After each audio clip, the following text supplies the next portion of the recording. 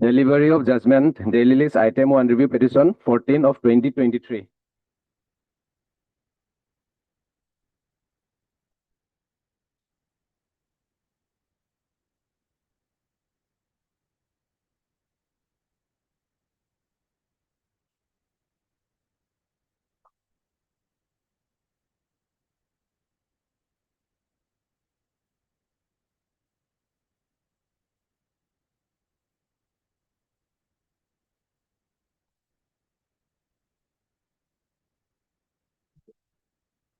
Review petition is dismissed.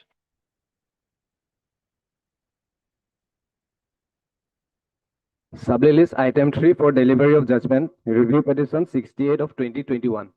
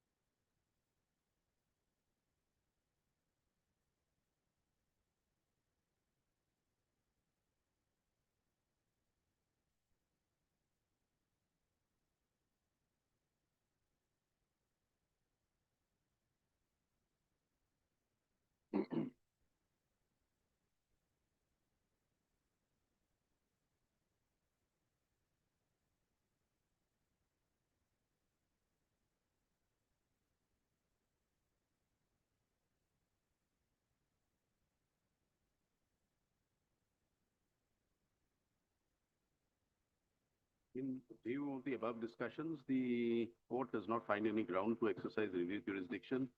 Review petition accordingly stands dismissed. Interim orders, if any, stand vacated. Trial court records are directed to be returned back forthwith.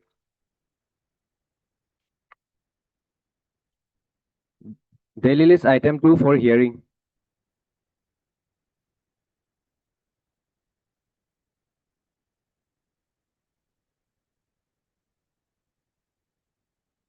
But this is the only matter in the board.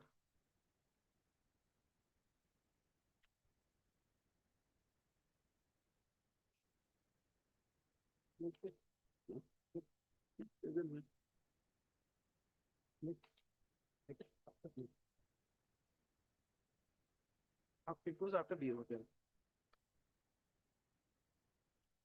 Which is represented the prayer made by non-counsel for the petitioner. The matter stands at not today. This forum, 23rd April.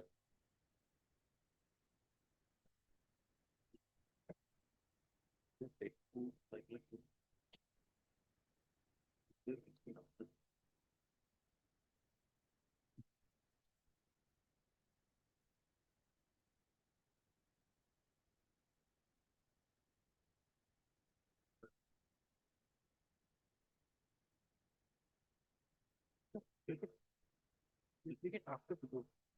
After the vote. No, date is fixed by date. Okay.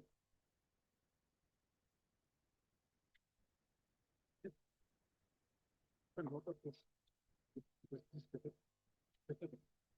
Then according to that, okay.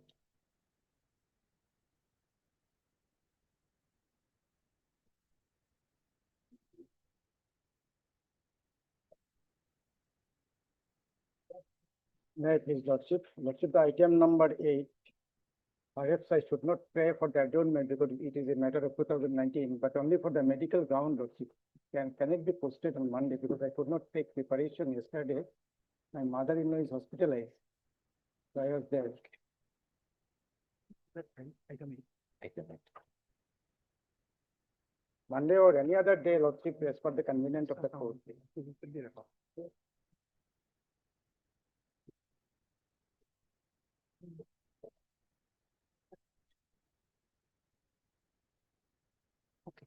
Says I represented on the prayer made by Mr. F.Z. Mazumdar and counsel for the petitioner, the matter stands adjourned today.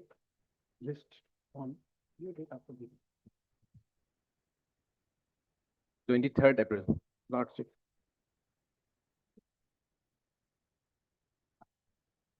Lordship.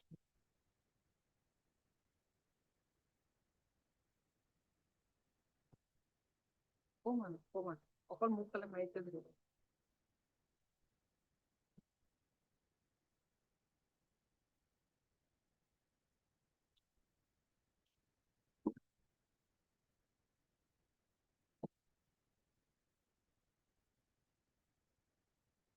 No, please let it.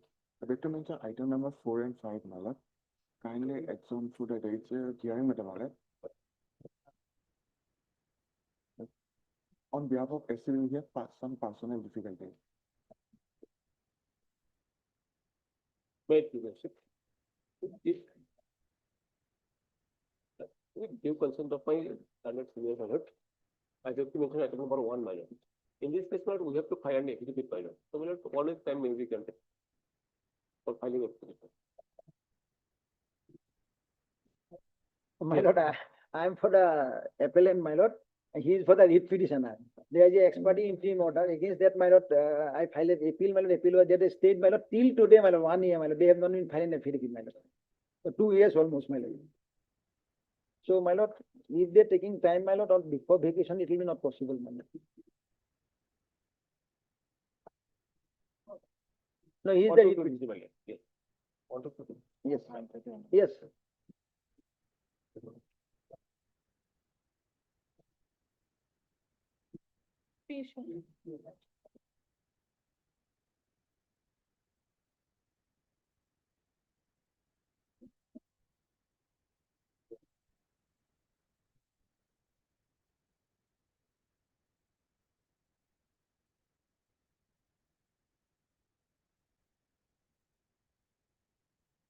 the year 2024.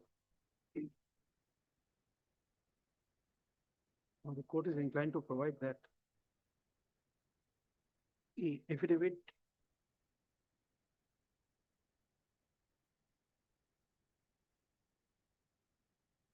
in the matter shall be filed by 2/4/2026, filling which the respondents would have to pay a cost of adjournment of rupees 25,000, for which appropriate orders will be passed on the next date of this day. Next para, the petitioner, the learned counsel for the petitioner shall transmit a downloaded copy of this order to any of one of the respondents to bring this order to their notice, and a proof of service shall be presented on the next date of this thing. List on 2/04/2026. You have to file your affidavit by 2nd. If you don't file, cost of 25,000. And you will be transmitting a copy of this order to the respondents, any one of the respondents, 23 respondents, and proof of service shall be provided to us. On after we move on. 22nd, 22nd. sorry, 20. 20. Immediately after opening. Yes, fine. So you are there also. There has file affidavit. Please record the presence. R. Borobora, government advocate for respondent number 1. Your correspondent number 25 to 29. 25 to 29 is present and the affidavit by the state has been filed. This year. Okay. Interim order pass hour, just like continue. Okay, interim order passed earlier, stands extended till the next date of this. Deeply. What is there in this IA? Why is this IA pending? I actually, along with the appeal, my lord, I filed a application for stay, madam. So that's why it is already marked. But this can be disposed of if there is already a stay operating for 2 years. Just see the record. Let us see the record. Yes, item number 1. Along with the appeal, my lord, I filed it for No, that's abandoned okay, but question, I if have the stay filed is it. operating for 2 years, Yes. why keep it pending? Honey, answer. Honey? This is not. Yes.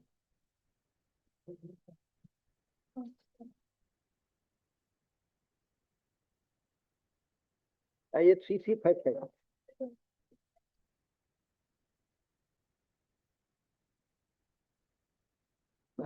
Because it was extended, that's why it is pending, madam.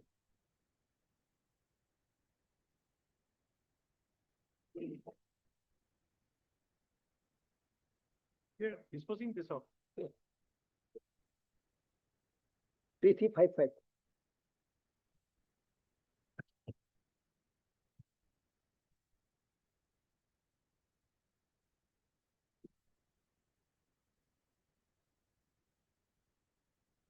IA double C double. At least this will fetch us. No, my lord, no. At least this. Double C double 5. Mr. TJ Mantal, Annex Senior Counsel. Mr. Bell, same, no, so, huh? Next para. Is observed that an interim order has been passed in this interrogatory application on 4/11/2024. And the said interim order has been extended from time to time.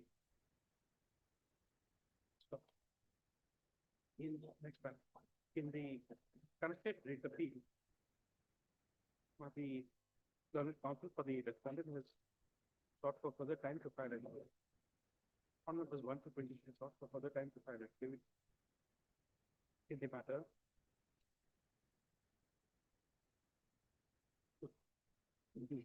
Therefore, you should look at the case at time. The respondent numbers 1 to 23 have not shown any urgency to for decision in this in the connected appeal accordingly. Till the matter is heard, the interim order passed on 4/11/2024 and extended accordingly. This interrogatory application stands disposed of. Deeply. So how will we get? Item 2 for orders.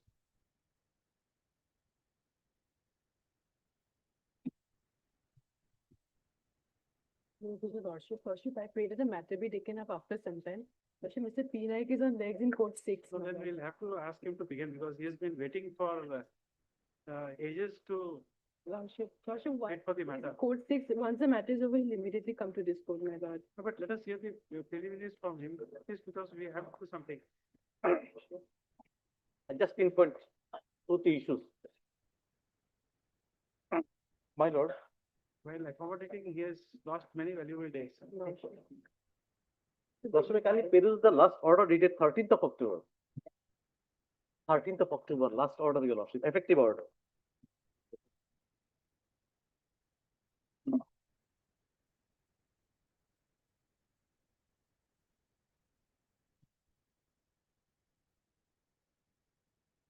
Paragraph 4. Paragraph 4. This court is inclined to direct the state to produce the relevant receipts and issue register maintained by the office of the Treasury Officer Jurhat on the next date of listing. But why these are necessary to pass this order, my lord? Lordship, please come to page number 40 of this appeal, my lord.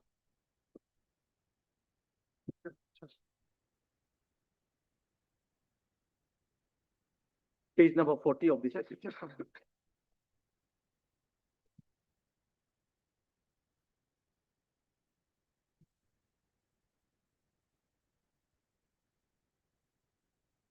The BRS application filed by the respondent above.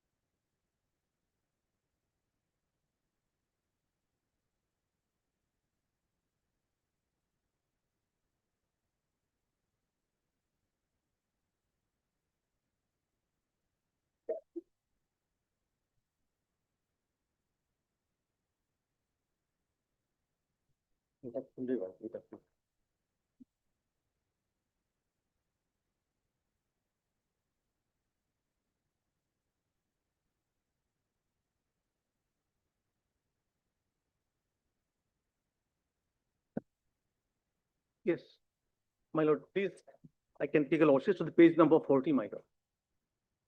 The so-called BRS application, voluntary retirement, dated 20th of December 2021.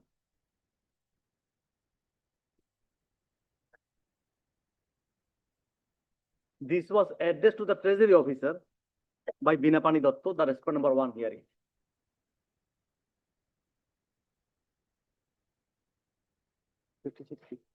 Fifty-six C rule.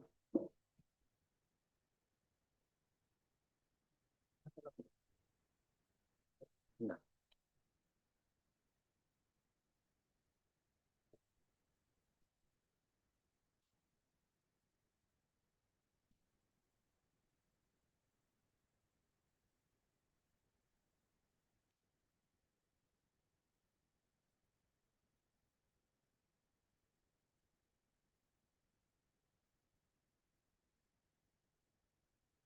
Yes.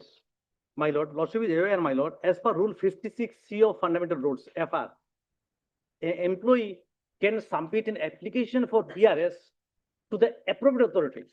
Now, who is the appropriate authority? If your lordship kindly take the rule 56, my lord, of the fundamental rules, FR 56C. The term appropriate authority referred to above,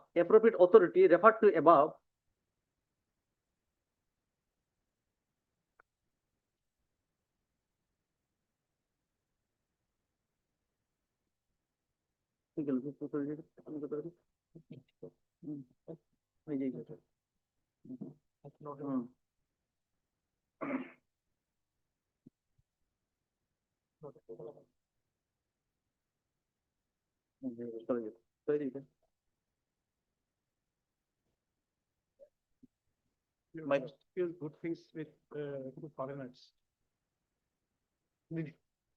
Few good things we have lost to foreigners.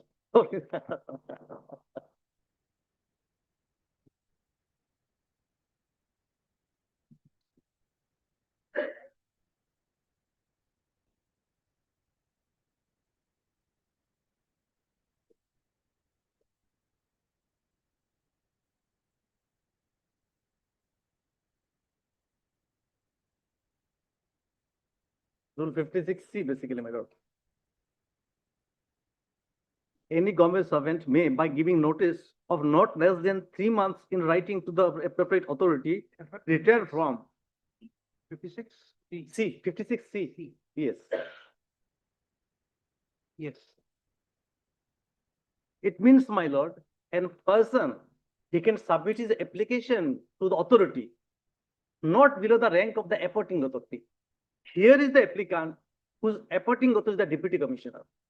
And now application will file the treasury officer. And my contention is it was forcefully done on that day in the evening by the staff, for which very next day on page 42, very next day, I submitted an application for withdrawal, my lord. And I have narrated the entire fact that my two daughters, my son, they're still doing the medical courses. I am the widow. I don't have anything to do. Please withdraw this one. You have taken it forcefully. That's in page 42.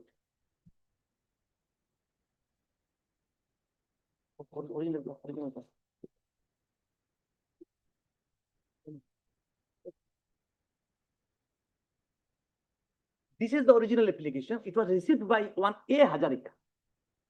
I've annexed here the photocopies, but this is what I received from the office for the person, my lord. Thanks.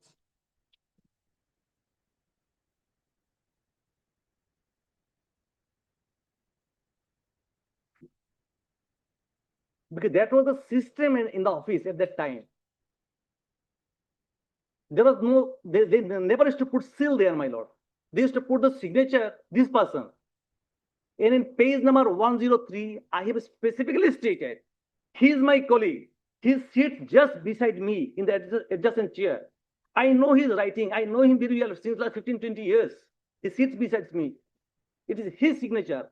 And at that time, there was no system to put seal, my lord. They used to receive the copies like this only. In page number 103, I have stated specifically, my lord. There is no counter to that.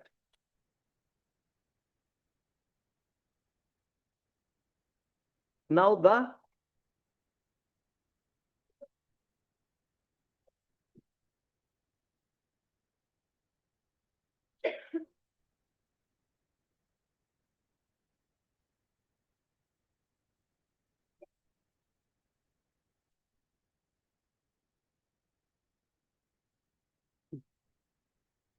and now please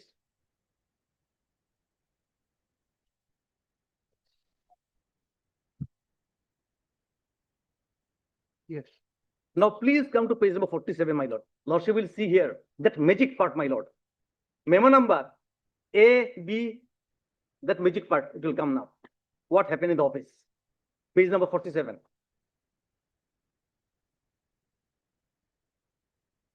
This order was passed by the treasury officer on 28th of February 22. Please note down this date, my lord. And the left side, there's a memo number 8 to 9, the last number.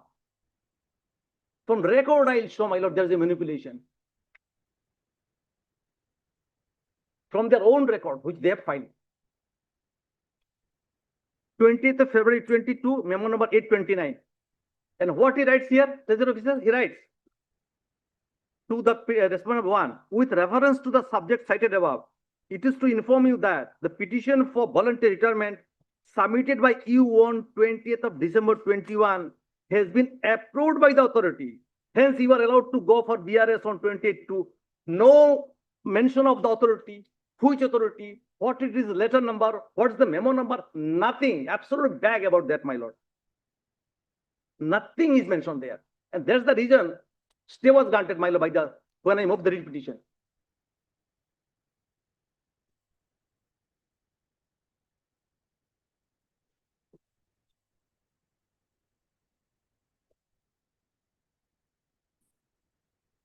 Approved by the authority. Which authority? Absolutely, my lord. There's nothing mentioned about that.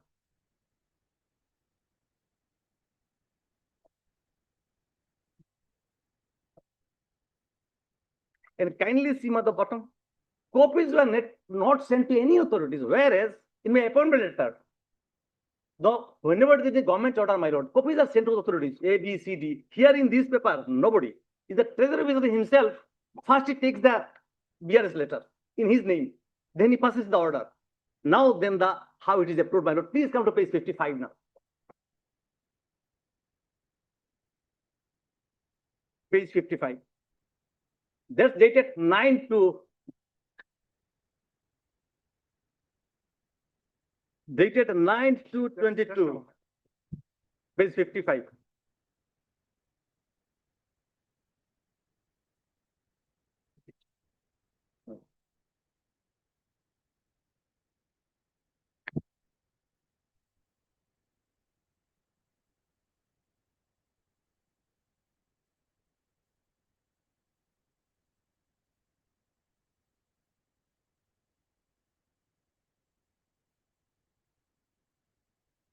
Yes. My lord, in the left side, kindly see the memo number 829-A. That's the memo number, and date is 9/2/22. And now please come to page number 47, 28/2/22.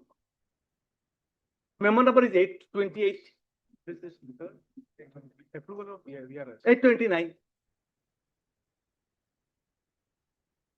This is the normal practice. One, two, three series are over, then ABCD are put, my lord. Now, what they have done here, this is, my lord, subsequently they try to make up, my lord. Yes. Now, to prove this one,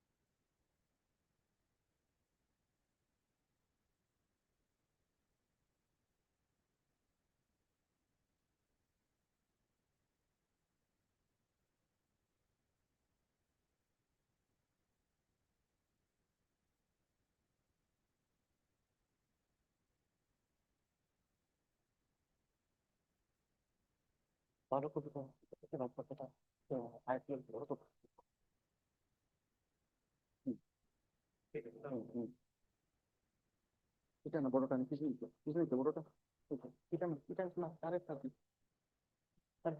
এটাই বড় বড়টা এটা বড়টা তুলতে লাগবে না আমাকে ওকে ওকে লাগবে না লাগবে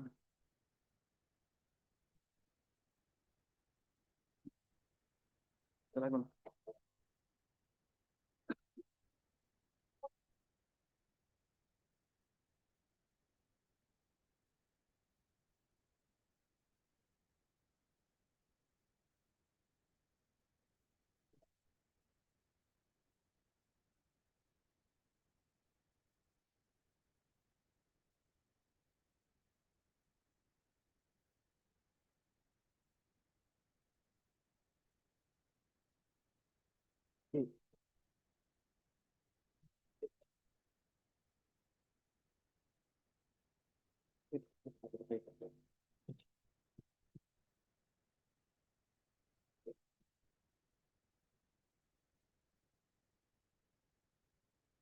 I'm trying to make, my lord, if on 28th February, if the memo number is 829, how come Deputy Commissioner knew 21 days early, there will be 828, there 29A, how he knew?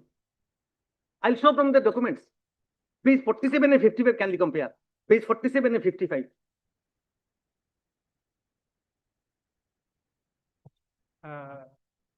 With the scenario in the world, somebody predicted this Iran war in 16th century. Oh, this is. I surrender and go. I will surrender and go. Deputy Commissioner is only 20 days. 20. Now,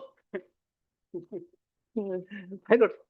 Please come to page 129. I'll show the mistake has been caught here. Page 29, please. 29. Page 129. 129. In the register, they have committed the blunder, my lord. They could not match it. I'll show.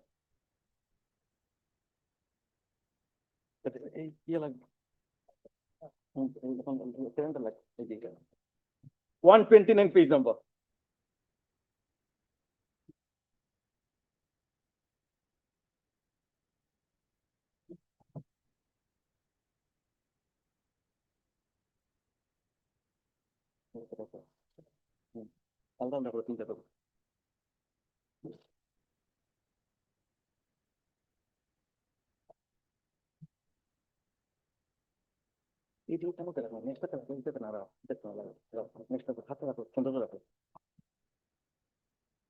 In the, by the 829, just at the bottom. Just at the bottom. Left side can see the column, serial number 826, 827, even from the previous page, page 128, 128. This is the system. Left side is the serial number, then the date, then the contents. Same thing in page number 129, bottom. 827, 828, and then kindly see, date has come here. It looks like somebody has overwritten there. 28 to 22. Treasury officer, Binapani, 829, they're showing the serial number, kindly see there, bottom, 829. That is 28th of February. But here, serial number has been broken, deviated from there. In the column, minor serial number, they put the date. And at the bottom, they write 29, and just below that 829A, which is dated 9 February. 9 February has come bottom, and the 28th has gone up, my lord, to December.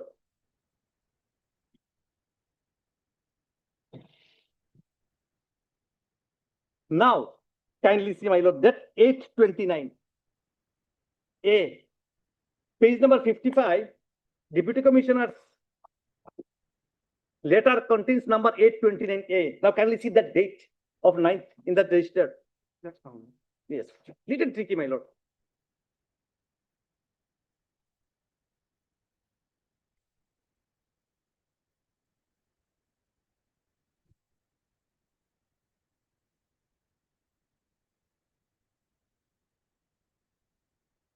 Yes. 8, 28, 12, 22. Just below that, there's a number 829. This number of 28 2. And just below that 829A, there's 9 February early. Should have been there. Now, please come to previous page, see 128 page number. Let us check from on that date, 9th, my lord, February, what happened. If the Deputy Commissioner issued this on 9th February, this should be serial in the register. Page 128, top, left side.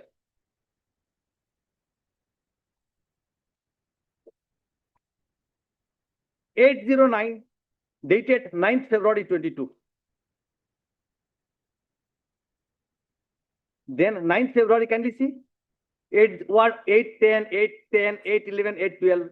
Where has gone 829? If it was there, issued on that day by the Deputy Commissioner.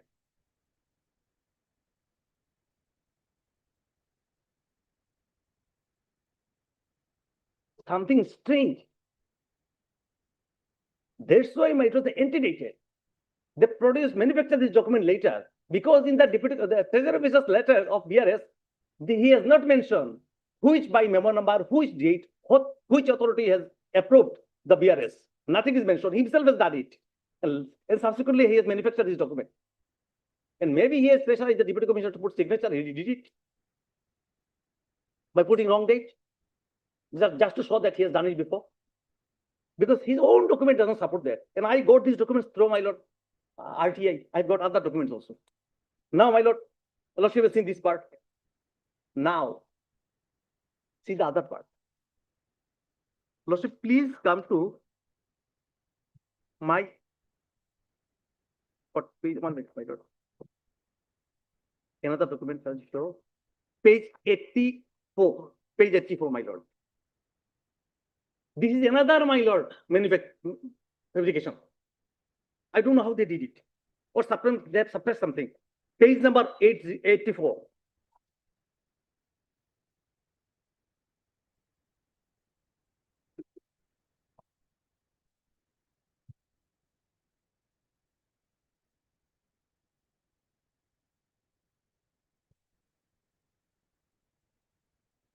Lordship got it, my lord? Now, on the left side, kindly see the date in the middle, 20th of December 21. Then there is a number 2464. On the right side, to the Treasury Officer, 2012-21, application of BRS by Binapani Dotto me. Lordship, clear? Now see there's a gap. The next date is 2012-21. And see the serial number. 2465. That means from 20th of December till 28th of December, there were no documents. As if there are holidays. Office was closed. So the next document came on 20th, 21, 2465. In between, there's no document. Please take this calendar, my lord. Please take this calendar and see. 7 days office were open, my lord. Because that Hazarik has received the copy. He made and he entered the my lord the register. Now that type to show, no, I have not found it. Now please this calendar, my lord. This is calendar of 18th December 20, and it starts from during the year 2021. Kindly is the first page and come to the second page. Come to the second page. Second page, 20th December. See the holidays, my lord. 25th December, holiday. Now I have given the my lord calendar in the next page, 2 pages after this calendar I have given of December 2021. Last page. It's clear, my lord. Manipulation. 20th December, if I am not mistaken, my lord. 20th December, only 1 day holiday. Now, calendar, if we see, 20th number they have given is page number 84, 2464. Page 84, 2464. In 28, 2465. That means 21 office was open, 22 is open, 23 is open, 24th is open, 27th office are open. Lordship, it is believable that Deputy Commissioner office and the Treasurer office remain closed. No document was exchanged, received by anybody. What's so bad about it? There is a gap. There is a gap. The game is here. You see, we have, let us say, please assume that we have 100 matters on board. I don't want to work today. I will keep on hearing one matter for the entire day. I'm doing work, but there's no output. My lord, my lord, if this is what they followed, would have been better. Because if one matter Lordship has did, you have distributed with conviction and sincerity. That cannot be compared with official works, my lord.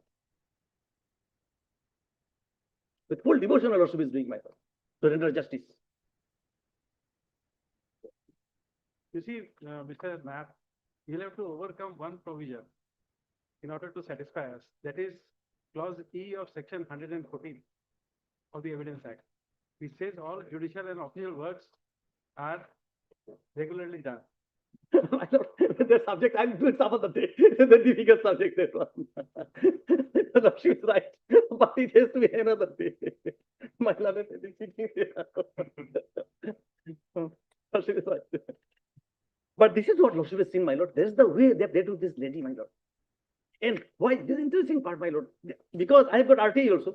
And this gap, initially I thought, my lord. We are saying so because negative presumption is very difficult to draw in when it is 114 clause E. Yes, yes. So No, here overall conduct from their own documents. Their manipulation option, page 129, overwriting left side. The entire things points towards the illegality committed by them. Now, my lord, why it was done on 28th February, my lord? There's some reason. The moment I resign, they forced me to resign 28th to, on the same day, they held my lord, the proceedings in the court office, and they selected the persons, and subsequently they filled up the post, including my post they filled up. On the same day, I have stated in my petition, my lord. There is the reason, my lord, Honorable Single Judge has dealt this matter from page number 140 to 30 only. something wrong. 24, the order of VRS is at page Here is page 40. 47. 47. 40, 45, 55. 40, 40. Yeah, 40, my lord. And no, VRS order passed on 47. 47 is the order passed by the Treasury officer. 47. Your application for VRS is page Yes, 40. yes. You have given the date 20 December 2021. 2021. 20 December. The other documents are 28/2/2022. That is after 2 months. 2 months. That's what. Now, this is another part.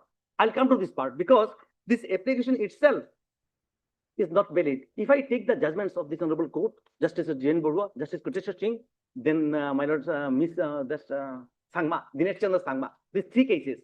Now, one judged by Honorable Justice Shimon Shah, my lord. So I'll praise your lordship those judgments because what the real law as of today by this honorable court. Because here is no date mentioned, that's after 3 months. But Honorable Justice Jane Borua, his judgment said date has to be put there, showing specific time, 3 months. Otherwise, this is ab initio. Same thing by Justice Kotesh Shetty and Dinesh Chandra Sangma. But in the judgment of Honorable Justice Suman Sham, I find his contention was, my lord, that even it is not mentioned, but it will presume as, my lord. Now, which one is right, lordship? Since the division is, my lord, can you clarify this point so that in future course of actions, my lord, it will be clear, my lord. I've got the judgments all this. I'm just showing it to you, lordship, my lord.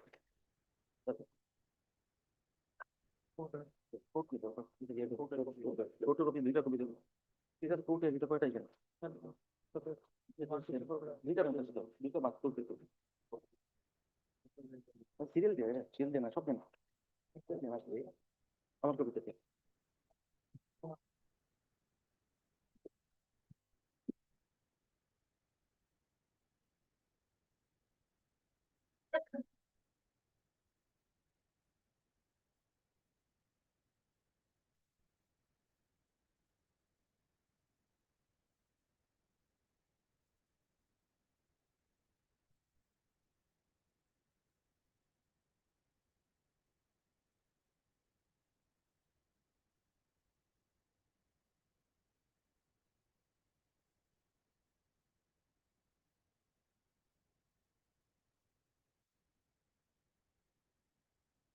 My lord, this is about 3 months notice period. Your lordship has seen in 56, 56, my lord.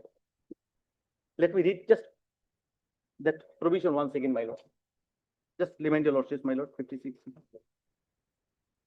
Any government servant, by giving notice of not less than 3 months in writing to the appropriate authority, retire from service after he has attained the age of 50 years or has completed 25 years of service, which were earlier. That's the provision, my lord. Provision. Now look at the judgment, my lord. Serial I have given, my lord. Maybe I'll not be wrong, my lord, but I want a decision from your lordship so that in future course of action, my lord, whenever comes, my lord, this point is clear, my lord. That's the reason. Now serial number 1, my lord. Serial number 1. Paragraph by this is Justice B.D.N. Badua, my lord, 22nd of September 1995. The petitioner is known to your lordships, my lord. Suresh Prasad Singh, lordship knows, my lord. Yes. That, my lord, yes, Mustafa, 5 minutes ago, my lord. Lordship, not lordship. Indrujit's father, Sujit's father. Yes, yes. He want to retire, my lord. Paragraph, my lord, 13. Paragraph 13, point number 1, my lord.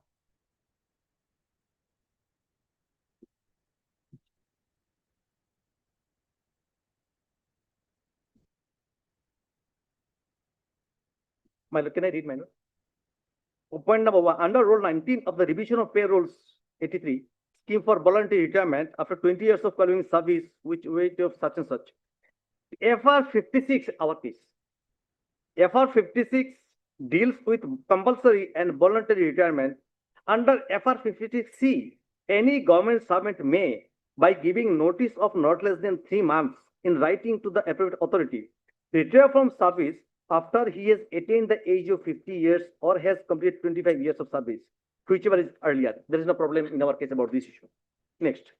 Therefore, in order to get the benefit of voluntary retirement, it is necessary for the employee to issue notice to the appropriate authority expressing his intention to go on voluntary retirement, and the notice must be for a period of 3 months.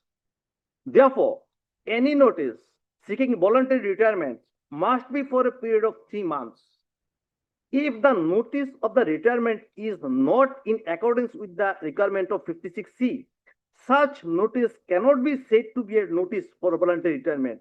In fact, on such notice, an employee cannot seek voluntary retirement. Similarly, the authority also cannot act on the notice which is not in accordance with 56C. Then para 14, first part. In the present case, the petitioner by order dated informed that that in case it was not possible to extend the deputation beyond 30/11/93, he would seek voluntary retirement with effect from 1/12/93. This means it was only after a week or so of the said notice the petitioner wanted to go for retirement.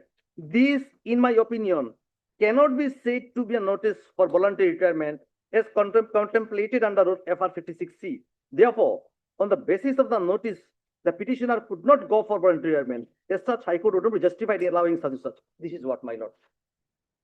So 3 months period specifically has to be mentioned there, my lord.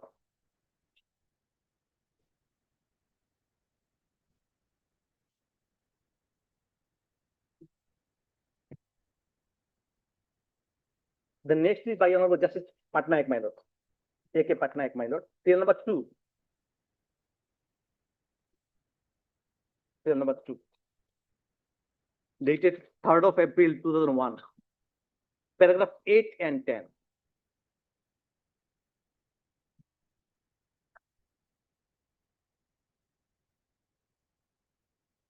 Para 8 and 10.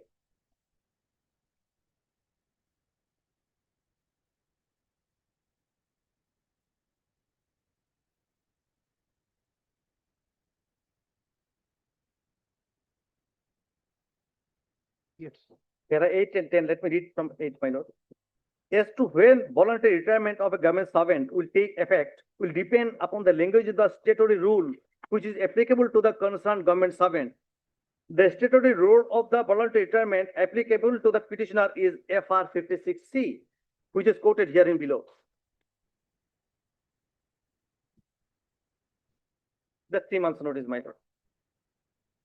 It will be clear from the language of the aforesaid FR 56C that any government servant may retire from service after he attains the age of 50 years or has completed 25 years of service, whichever is earlier, by giving not less than 3 months notice in the writing to the appropriate authority. Hence, at least 3 months notice in writing has to be given to the appropriate authority by the government servant.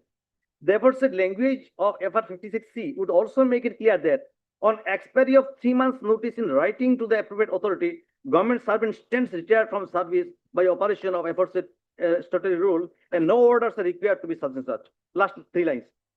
This being the legal position, the question of this court directing the government to pass any order accepting the voluntary retirement of the petitioner prior to the expiry of the notice period such and such does not arise. Then paragraph 10.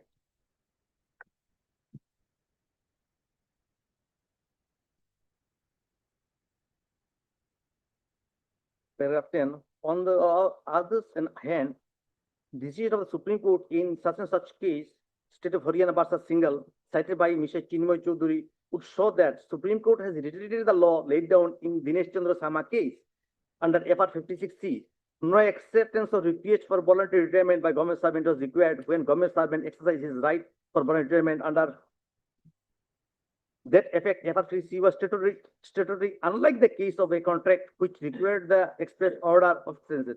The result is that voluntary retirement of a government servant under FR 56C will take effect on the date as specified in the notice of the government servant for voluntary retirement on or after expiry of 3 months notice.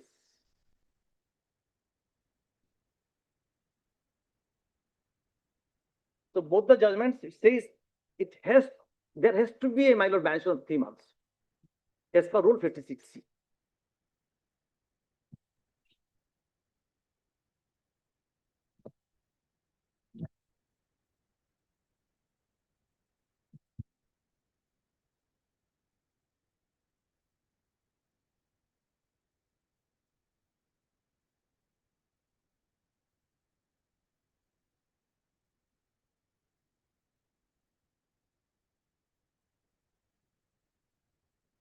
My lord, take the third case, my lord, by Justice our just uncontested Singh, my lord.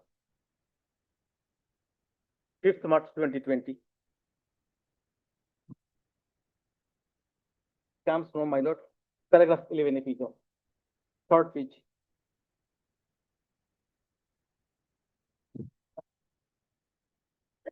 Paragraph 11 onwards, my lord, it comes. As per FR 56C, for the purpose of seeking voluntary retirement for government servant, a government employee may, by giving not less than 3 months notice in writing to the authority, retire from service after he has attained the age of 50 years or has completed 25 years of service, whichever is earlier. Therefore, now it's important. The condition of to be fulfilled for going on a voluntary retirement by a government servant are that he must give a notice in writing to the appropriate authority. Here it is not the appropriate authority in my case. Treasurer officer is not my appointing authority. We annexed 1, 2, 3 have given my appointment letter, also the promotion draft of all of the deputy commissioner issued that. 2, notice must be for not less than 3 months. This part. And he must be, that is okay. It is only when the aforesaid conditions are fulfilled that FR 56 can be invoked. But the same thing is reiterated, my lord, paragraph 14, 15, 16, my lord. Paragraph 17, my lord, also.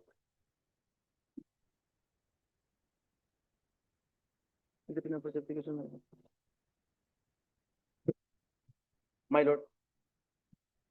Now, can I take a lordship to page number, till number 4? The same thing reiterated, so I did not disturb your lordship. That's the main case. Dinesh Chandra Samabai, Supreme Court media. Paragraph 13. It starts from paragraph 18, in fact, my lord 7. Paragraph 7, my lord, quotation is there, ABC. It is clear, it is clear from the above that under FR 56B, the government submit public notice giving notice 3 months notice in writing or 3 months such and such. This is not next one, my lord. 56 is 8. 8. As it is well known, government servant holds office during the pleasure of the president or the governor, as the case may be, under Article 310 of the Constitution. However, the pleasure doctrine of such and such, my lord, I can skip this one. I can go to the last 3-4 lines, my lord. While the government reserves its right to compulsory retire a government servant, even against his wish, there is a corresponding right of the government servant under 56C to voluntary to retire by service by giving government 3 months notice in writing. Same thing here also, just above paragraph 8.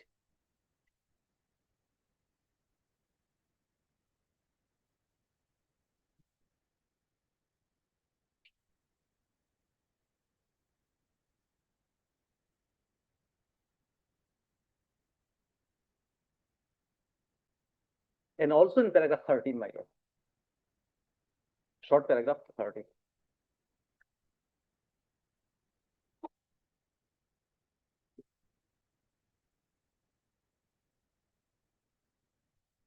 Paragraph 13. FR 56, one of the statutory rules which binds the government as well as the government servant. The condition of service which is envisaged in Rule 56C, giving an option in absolute term to a government servant to voluntarily retire with 3 months previous notice after he reaches 50 years of age or has completed 25 years of service, such and such, my lord. All the judgments are in the same term, my lord.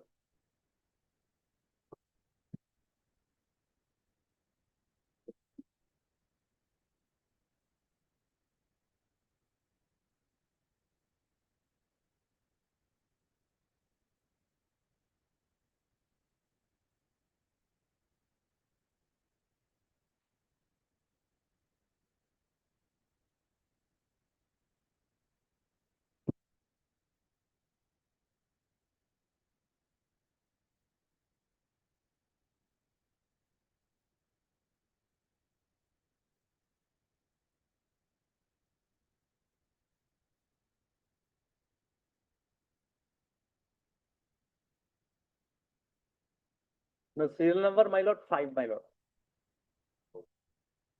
5.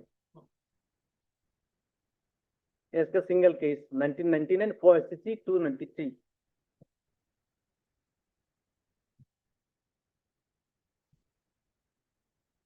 This Dinesh Chandra Sama case has been referred here, my lord. All those cases, earlier cases, referred in judgment.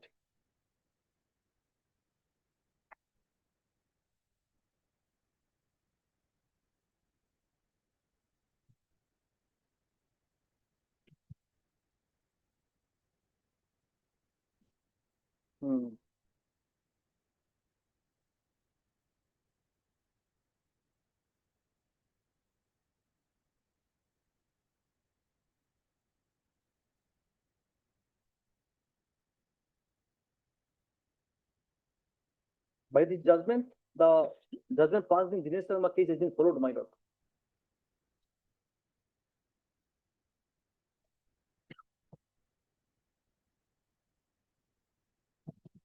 Paragraph 19 comes.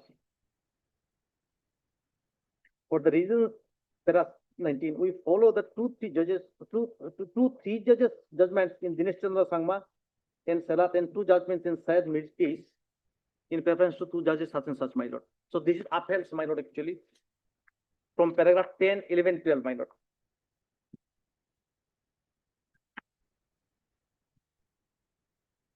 3 months lordship will find in paragraph 16, last 3 lines.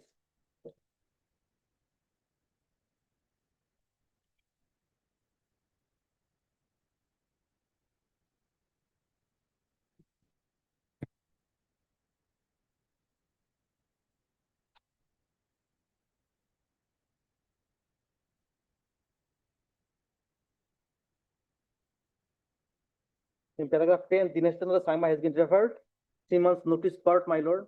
And then paragraph 11 also, at the bottom, government servants would be liberty to retire by giving not less than 3 months. Paragraph 11, my lord, at the bottom 3 lines. So this is what, my lord, entire judgment is on this.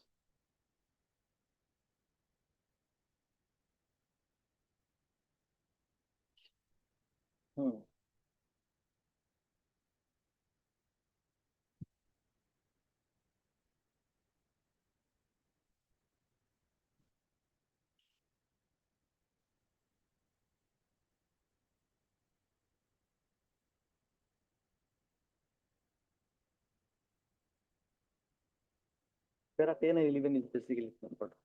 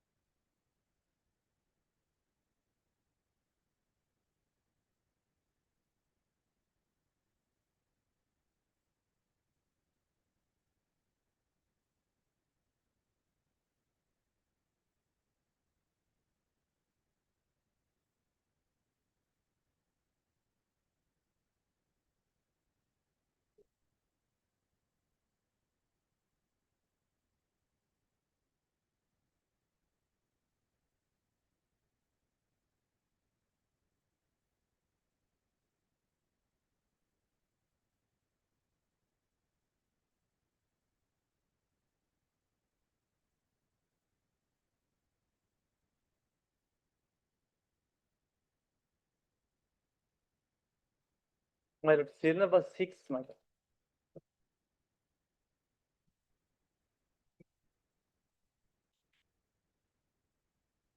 That is in fact known to lordship, just read it, my lord. Paragraph 26 and 27. 26 basically.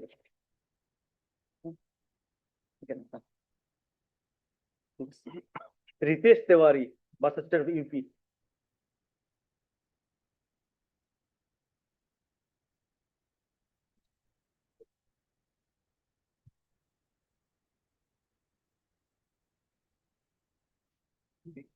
The principle will adopt, my lord. Paragraph 26. It is settled legal proposition that if an order is bad in its inception, it does not get sanctified at a later stage. The subsequent action development cannot validate an action which was not lawful as its inception. Paragraph 28 saying. This court held that if an order at the initial stage is bad in law, then all further proceedings consequent thereto will also be acknowledged and have to be necessarily set aside.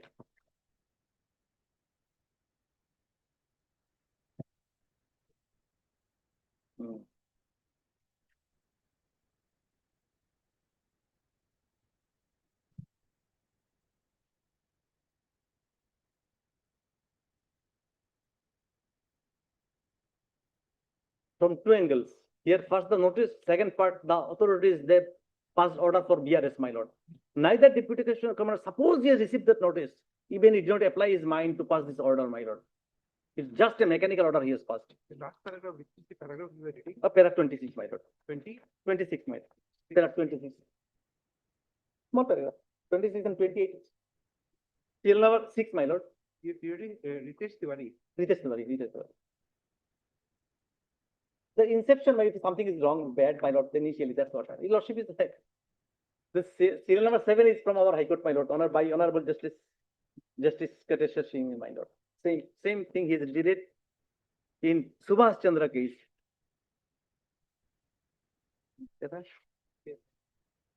Hmm. Hmm. Hmm. We can look.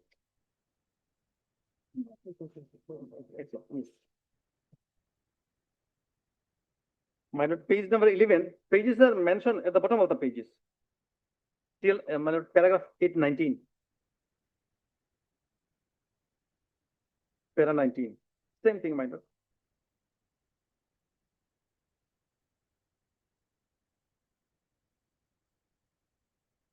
It is settled legal proposition that if an initial action is not in consonance with law, all subsequent and consequential proceedings would fall through. For the reason the illegality strikes the root of the order, this legal maxim, sub lato, fundamento, cadet opus, meaning thereby that foundation being removed, structure falls, my lord. Obviously, my lord.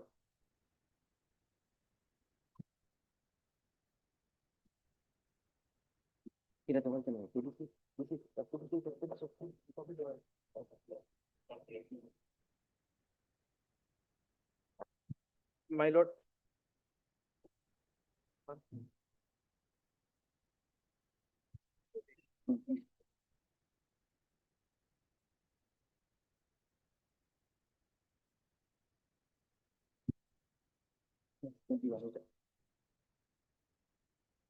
Now, my lord, as I mentioned to your lordship, my lord, serial number A, my lordship has got a copy of flag A. Is there any? Yes. Flag A, yes. Now, I initially made submission, my lord, that there are 4 or 5 decisions in one line. The 3 months notice period must be mentioned in your notice. This is one judgment. It's slightly different, my lord. So I brought to your lordship notice, my lord, to lay down the law, my lord. Question is correct. Yes, little deviation is there in the judgment. My lord, please come to paragraph 21.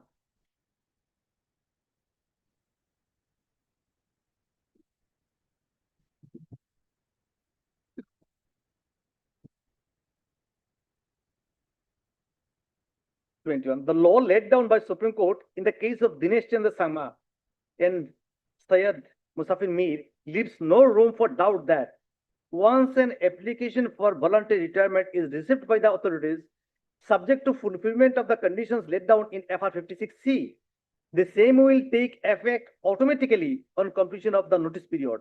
And there would be no requirement of communicating acceptance of such application for the government. This part is, there is no problem about it, my lord. But second part is contrary to this first part. In a case where no notice period is clearly spelled out in the application for voluntary retirement must be deemed to take effect upon expiry of the statutory period of 3 months, as provided under 56C. That is what I said, my lord. In all the judgments, the honorable courts are very clear. One must mention about 3 months. Failing to mention 3 months, it is void ab initio. But here it is deviation. That's why, my lord, if your lordships can lay down the law, my lord, then at least for us it will be easier also, and for the government also. Which one to accept? The law will lay down, my lord. That's why I say, my.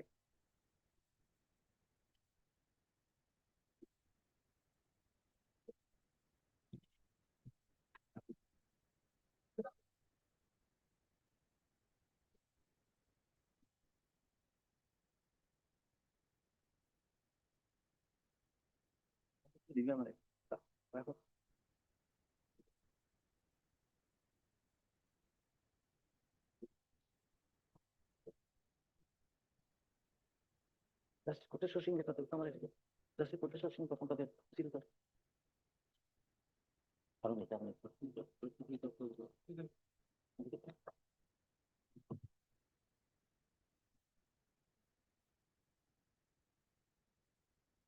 my lord, in serial number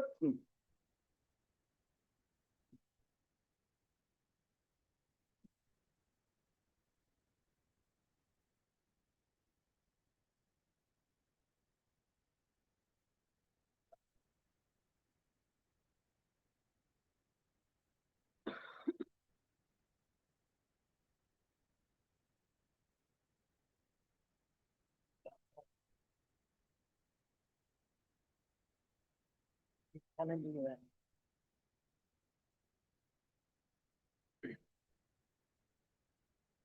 According to me, the answer is in the judgment of Justice Koteshwar Singh about this part, my lord.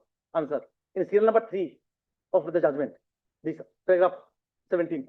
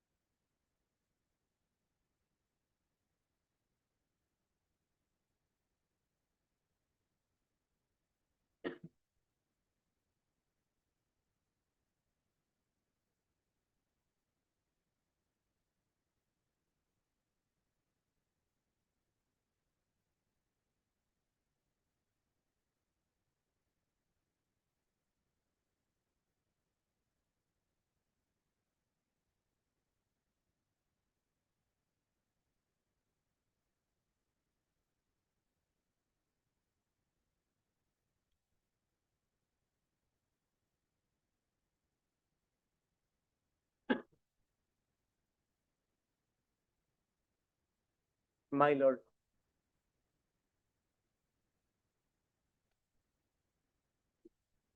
according to me, this paragraph 21 second part of Honorable Justice Shuman Shah has been specifically answered by Justice Koteshwar Singh, my lord, in serial number 3, paragraph 17. Very clear. Kindly take serial number 3 only.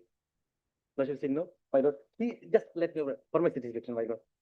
And my lord, in the opinion of this court, an application cannot give two time frame for the purpose of accepting voluntary retirement. An application seeking voluntary retirement must be unambiguous for the purpose of invoking the provisions of Rule 56C, which requires giving of not less than 3 months notice in writing, my lord. Specifically clear, my lord, here, my lord. That's why, my lord, Lordship will, if will select these points, my lord, and then it will be good for us also, my lord. So, my lord, this is my submissions, my lord. Take into consideration of these facts, my lord. The order passed by the Deputy Commissioner as well as the Treasury Officer, my lord, out and out illegal, my lord. And even assuming this application, I have tried, my lord. Even this is not in the eyes of law, my lord. It's a non-est in the eyes of law.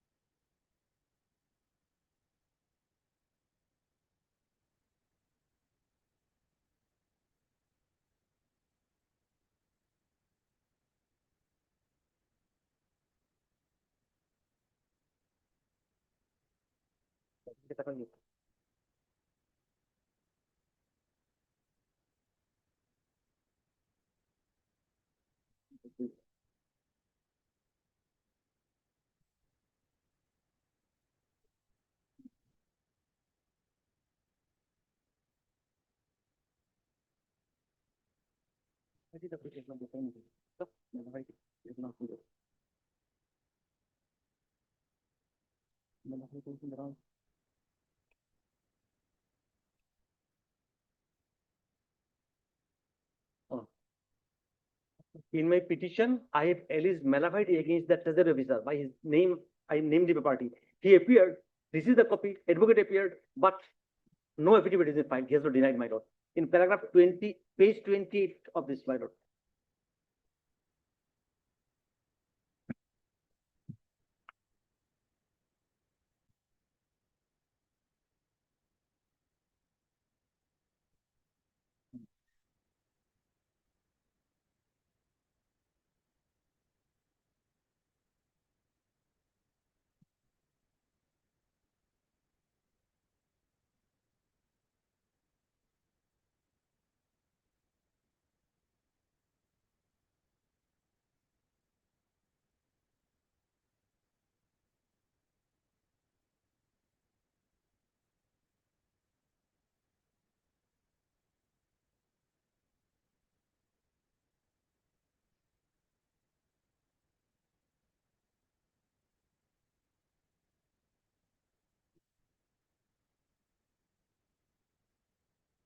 My lord, I said that I alleged malafide against the treasury officer, my lord. Amarjiti Barua, he was. He retired by now, subsequently.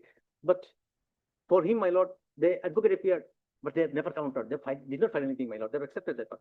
Now, paragraph page 28, the malafide alleged. Paragraph 9 and 10. Page 28 of this appeal memo.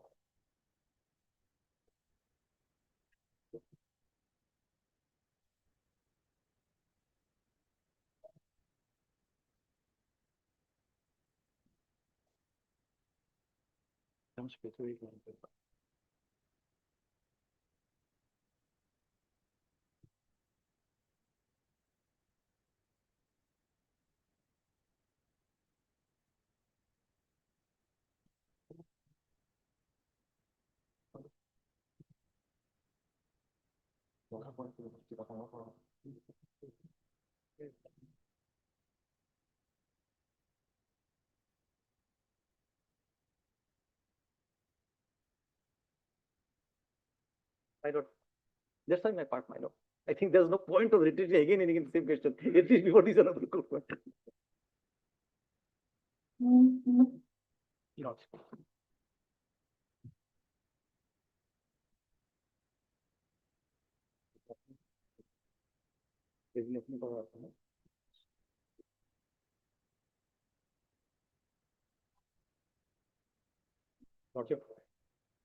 Lordship. Lordship.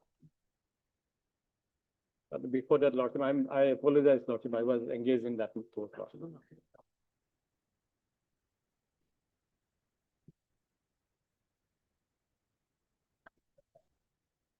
Lordship. Assignment of people, assignment. Okay, no more.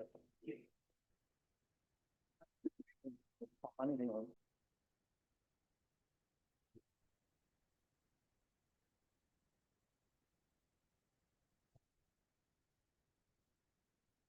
Lordship, I have placed a bunch of papers, Lordship. That same bunch was placed before the learned single judge also. And on the basis of this bunch, Lordship, notes were recorded in the, the impugned order, Lordship.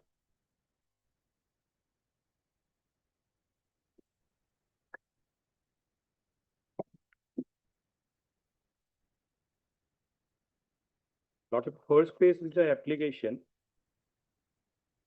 Though we are looking into it, Right, but Lordship. we can't assure you whether we will depend on this in our orders, because if These are all parts of the writ petition and writ appeal, Lordship. All these documents are there, Lordship. why no pleadings? Why Because it is is a not like that? kind of compilation, Lordship. That is the only issue, Lordship. And learned single judge also took note of the same bunch, Lordship. All the documents are there, Please Lordship. give a copy to Mr. Nath also.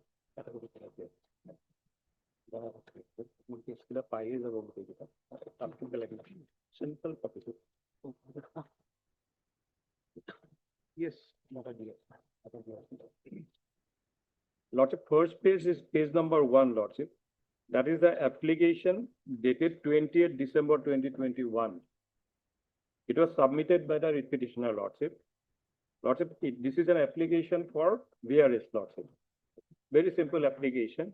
I have the honor to inform you that I am unable to continue my duty due to my ill health, and I therefore made up my mind to go for VRS. I request you kindly to accept this and grant the VRS, which I signed with the best of my knowledge and belief. Copy to petition all over. That is page, this page is page 40 of the writ appeal, Lordship.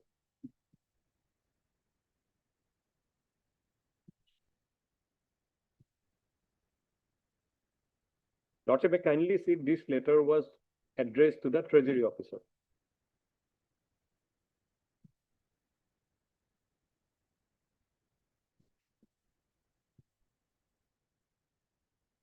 Lordship, then page 2 and 3, Lordship, I'm skipping for the time being, Lordship. If Lordship comes to page 4. Lordship, this was a note given by the concerned assistant, Lordship, to the Treasury Officer, Gauhati. Lordship, this is handwritten. I'm trying to read this, Lordship. A letter received from Srimati Binapani Datta, Senior Accounts Assistant of this office, which is placed at flag A, may kindly be seen. She applied for VRS on 20th December 2021 on the ground of her ill health. Her date of appointment into service is 10/9/1985. As on date of the application for VRS, she has completed her service period for 36 years, 3 months, and 10 days. As per Rule F456C, she has fulfilled both the criteria of attaining the age of 50 years or 20 years of service, hence put up for necessary consideration and for further suggestion for the steps to be taken to provide her pensionary benefits if authority pleases. And Lordship, may kindly see this line, draft place at flag A. I'm coming to that draft, Lordship, later on, Lordship. It was signed by one Diganta Golda. He is the office assistant, and it was signed on 24/12/2021. Next, Lordship, the file was forwarded to the Deputy Commissioner. At the top, at the middle portion, Lordship, that DC is there. DC is there. And bottom, Lordship, one note is there, handwritten, ADC personnel, please comment. It was signed by the Deputy Commissioner. ADC personnel, please comment. Signature of the Deputy Commissioner. Next page, Lordship, may kindly see. Just a moment.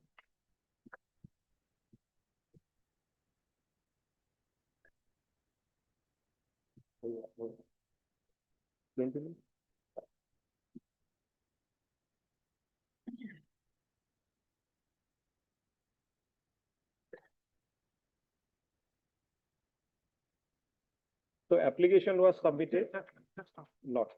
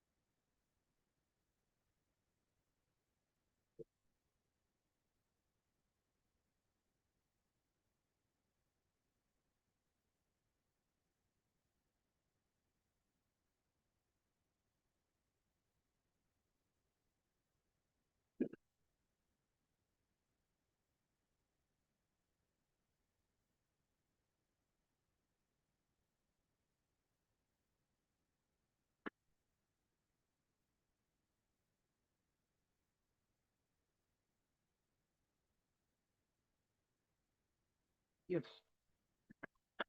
Page 4, Lordship. So application was received on 28th December 2021, and the file was put before the Treasury Officer Gauhati on 24/12/2021. Down below, Lordship has seen when the file was placed before the Deputy Commissioner.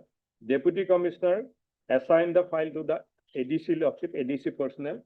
Down below, please comment. This is the signature of the Deputy Commissioner. So this is page 78 of the writ petition, writ appeal, Lordship. Next page, Lordship, page 5.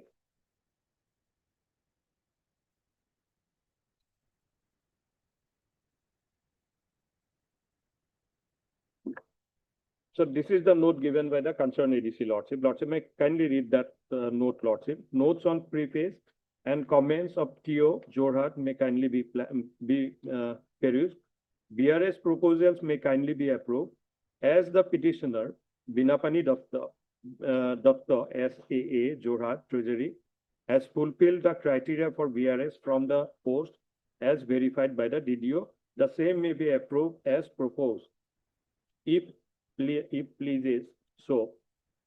So, Lordship, one signature is down there, Lord. Just on 24/1/2021, one signature is there, 2022. One signature is there.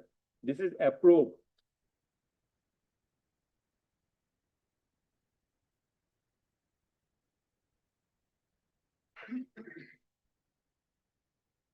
Yes. Deputy Commissioner wrote approve and then sign. Lordship, may kindly see the date 9/2/2022.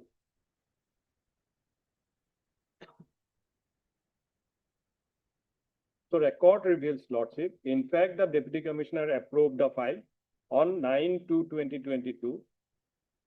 And I have already shown in the first page, Lordship, page 4, that draft place at flag A. This is the draft, Lordship. That draft, Lordship, will be find at page 3 of the bunch, Lordship.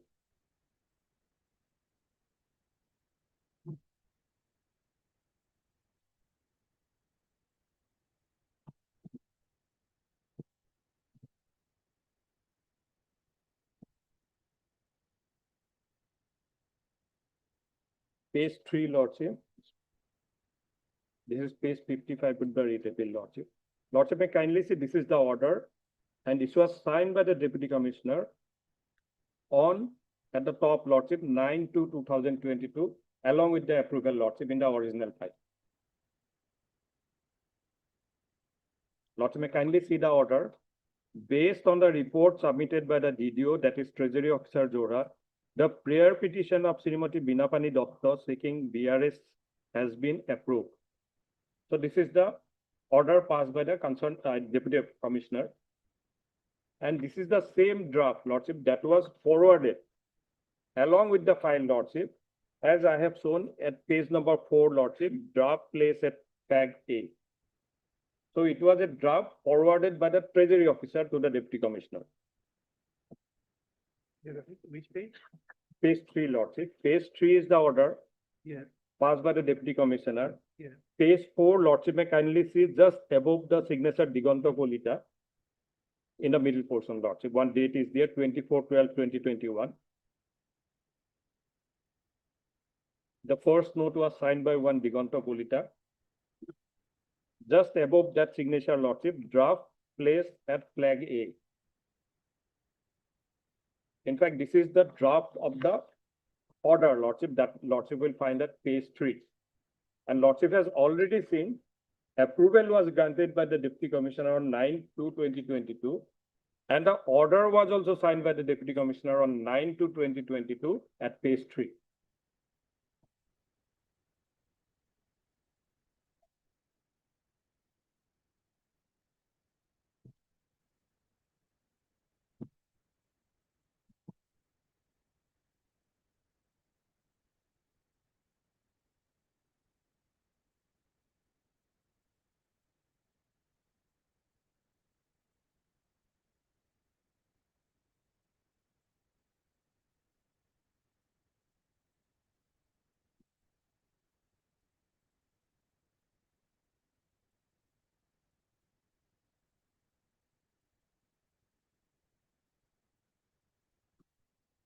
Yes.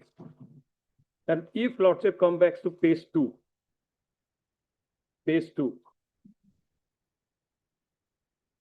that this is a communication by the Treasury Officer to the petitioner concerned, Lordship, to Binapani Datta, Senior Accountant, regarding voluntary retirement from service, with reference to the subject cited above.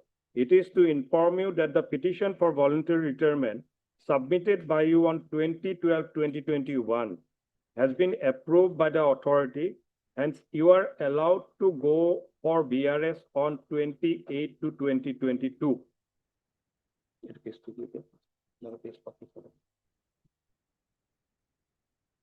So this is a letter communicating the order at page 3 signed by the Deputy Commissioner, and this communication, Lordship, 28 February 2022, is only an intimation annexing the order passed by the Deputy Commissioner on 9/2/2022.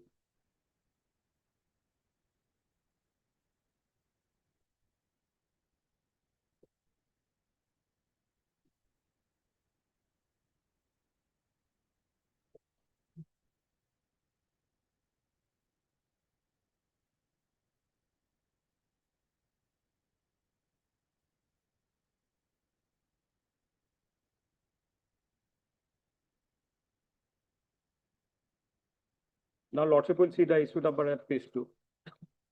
Issue number is JT.01 BRS BD 2021-829. Now, this is a letter, Lordship, issued by the Treasury Officer. So, this is a issue number of the Treasury Office, Jorhat.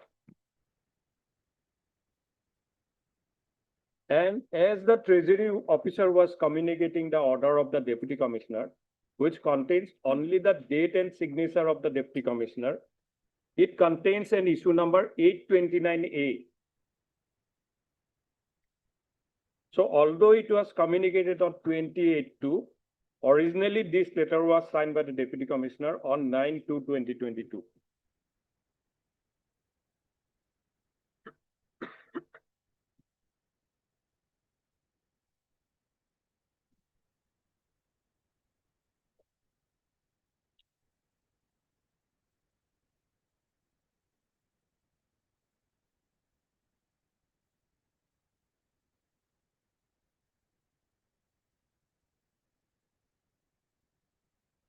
So, Lordship, my submission is, to the BRS application signed by the petitioner, approval was given by the appropriate authority, that is the Deputy Commissioner, and the order was also signed by the Deputy Commissioner, who is the appropriate authority, Lordship, and the Treasury Community Officer, Lordship, by letter dated 28 February 2022, only communicated the letter of the order of the Deputy Commissioner to the writ petitioner, Lordship. So 28 to 2022 is only a communication, intimation.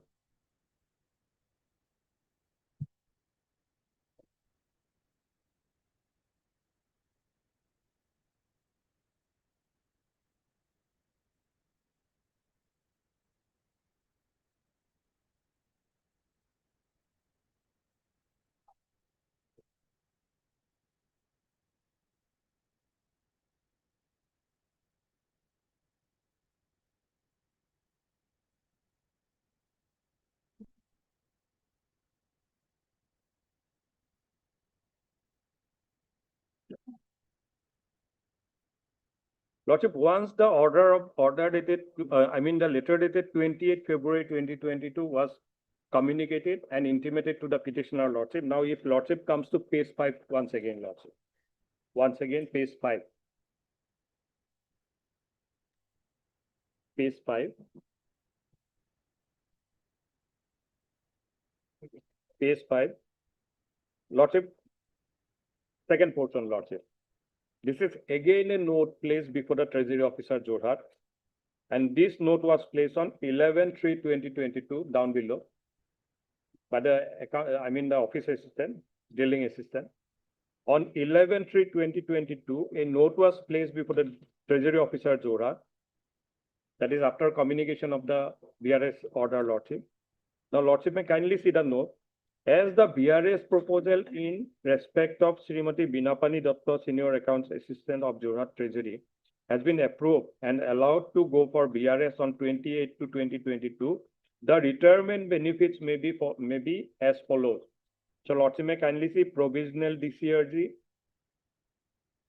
provisional pension, leave encashment, GIS. These are the amounts which were proposed before the Deputy Treasury Officer And in the next page, Lordship, same was forwarded to the Deputy Commissioner for his approval.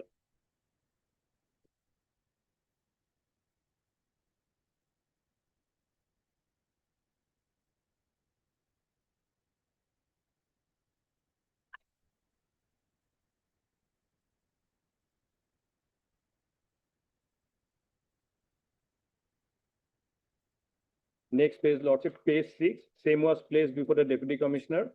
And down below, Lordship, it was approved by the Deputy Commissioner on 14/3.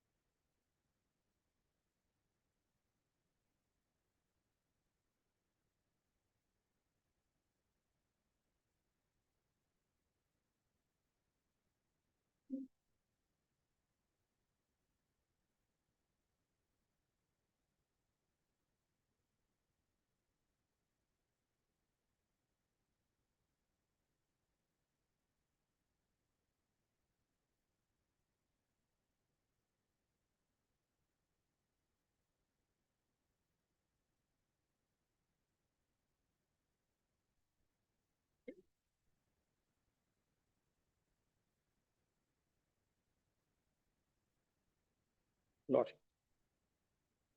You have a disadvantage here when you are showing us page 6 of your compilation. Lordship. We'll show you why. Lordship.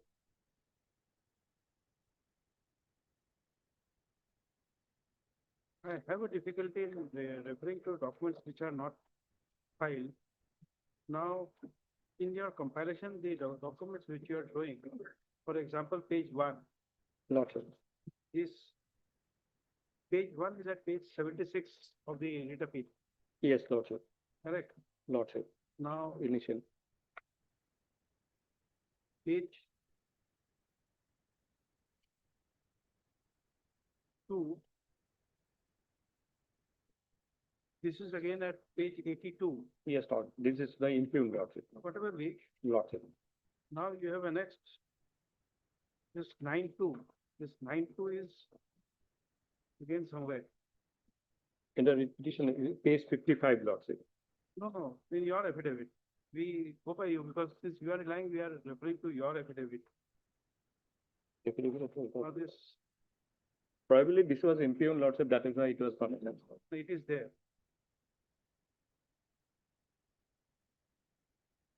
It is there somewhere. My lord, page 55 is a part of his affidavit. No, we are not on that. It is there somewhere. Lordship is referring to No. page 3 of my Barnes, Lordship.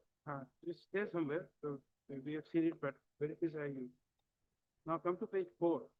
Lordship, This page 4 is at page 78. Lordship.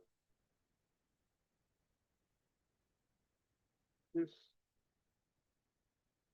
page 5 is at page 80. Lordship. Now you're relying on page 6. Incidentally, that page 6 is not an Yes, extra. no, no. Page 6 is not there. This is something we'll have to omit. Lordship, even if this particular page is not taken note of, Lordship, from the subsequent page, I may refer to this page also, Lordship. Lordship may kindly come to the subsequent pages. Lordship, at page 6, Lordship and says it is approved by the Deputy Commissioner in respect of the petitioner, DCRG, leave encashment, GIS, and provisional pension. Show it from the affidavit, because I find it difficult to refer to, Lordship, this, Documents are in not part fact, of this the file. entire record was placed before the learned single judge, Lordship. This is only the photocopy, but during the hearing, Lordship, the original record was also placed. These are only photocopies of the original records, Lordship. Next page, sir. Yeah. Education, 14 through.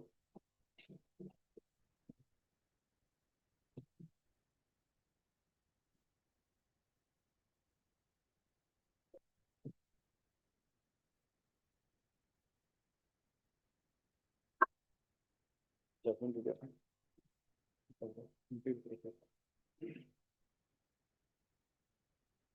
Mr. Nayak. Lordship. I may be wrong, but you see, I have a feeling, even if I refer to a record, Lordship. that is something which has come from you, and I am looking at the record without access to Mr. Nayak. Is it a fair procedure? Lordship, if Lordship allows me to go through the, No, that's okay. If you want to rely, please have him access to that. Let him go through it. Lordship, But otherwise, same bunch, Lordship, somebody will face a disadvantage. Lordship. Because you see, if you are filing, if you have produced the records, you are still referring to an affidavit. We showed you that these documents are there. But why part of the document is there in the affidavit, why part is not? I have some difficulty in accepting those. But in that situation, Produce let the me, record, let no- me, No problem with that, yes, but given access, first an access to Mr. Nath, so that. Lordship, let me furnish him one similar bunch to my colleague also. Please. Let him have access to it, because he must not suffer a disadvantage. I understand, Lordship.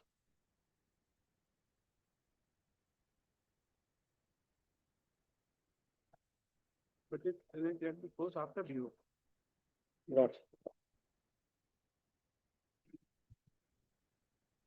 21st or 23rd?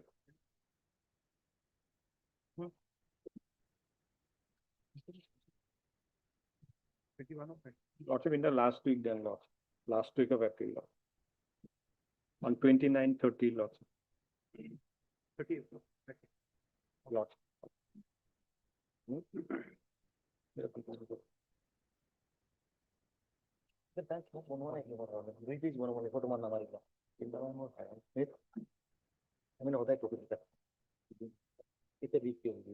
Time to waste now. Think peace photo like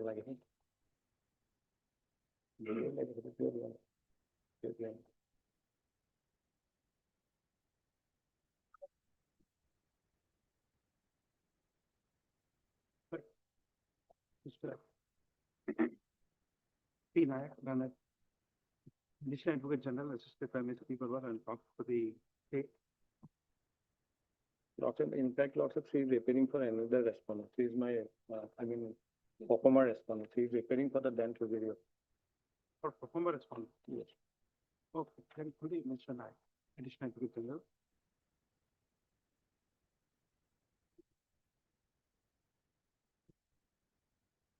As well as. Also heard Mr. M. Nath, Nanak, Council, Assistant Prime Minister. Mosam na.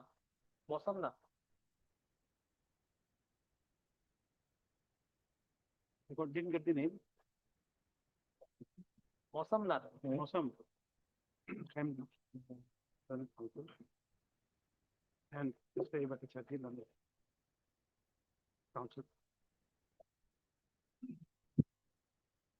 Jamana transaction नहीं करना है ना? क्या करना है jamana?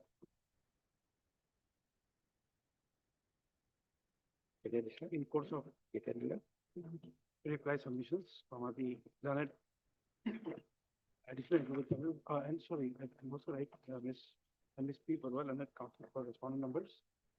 Respond number what? What a pro forma respond number 5. 5.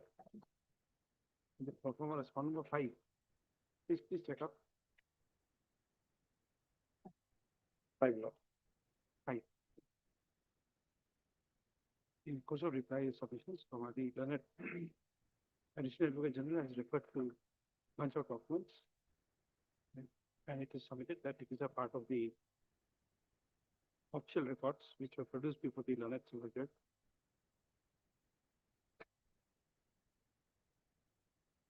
Next, if a document which is not a part of the memo appeal is relied upon, must have a copy of thereof be furnished to the learned counsel assisting the learned senior counsel for the respondents. Next one. Accordingly, matters is down today. This is part of matter of 34 in view of passing new vacations. Is this matter is this as a part of matter on 34 with 26?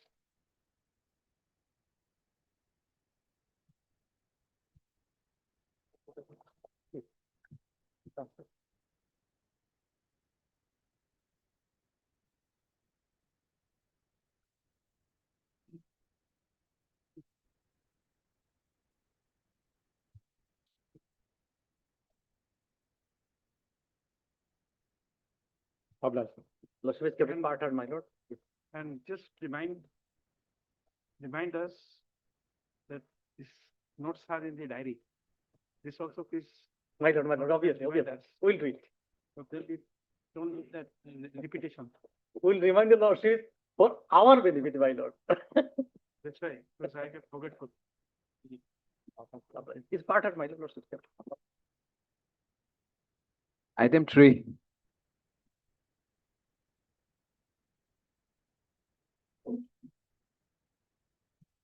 One minute, Mr. Kohli is coming over. Just out. Wait, please, madam. Let him go. Washroom.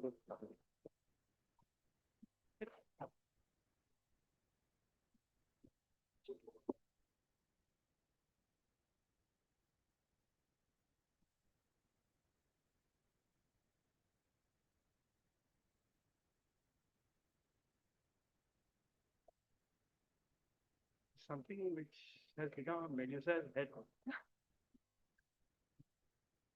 Every time it's springing up again.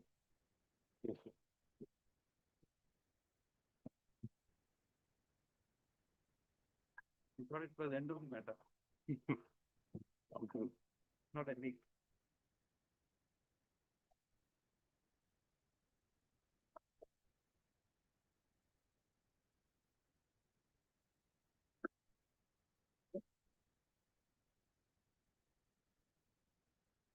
But I was just telling you, this reminds of Medusa's head.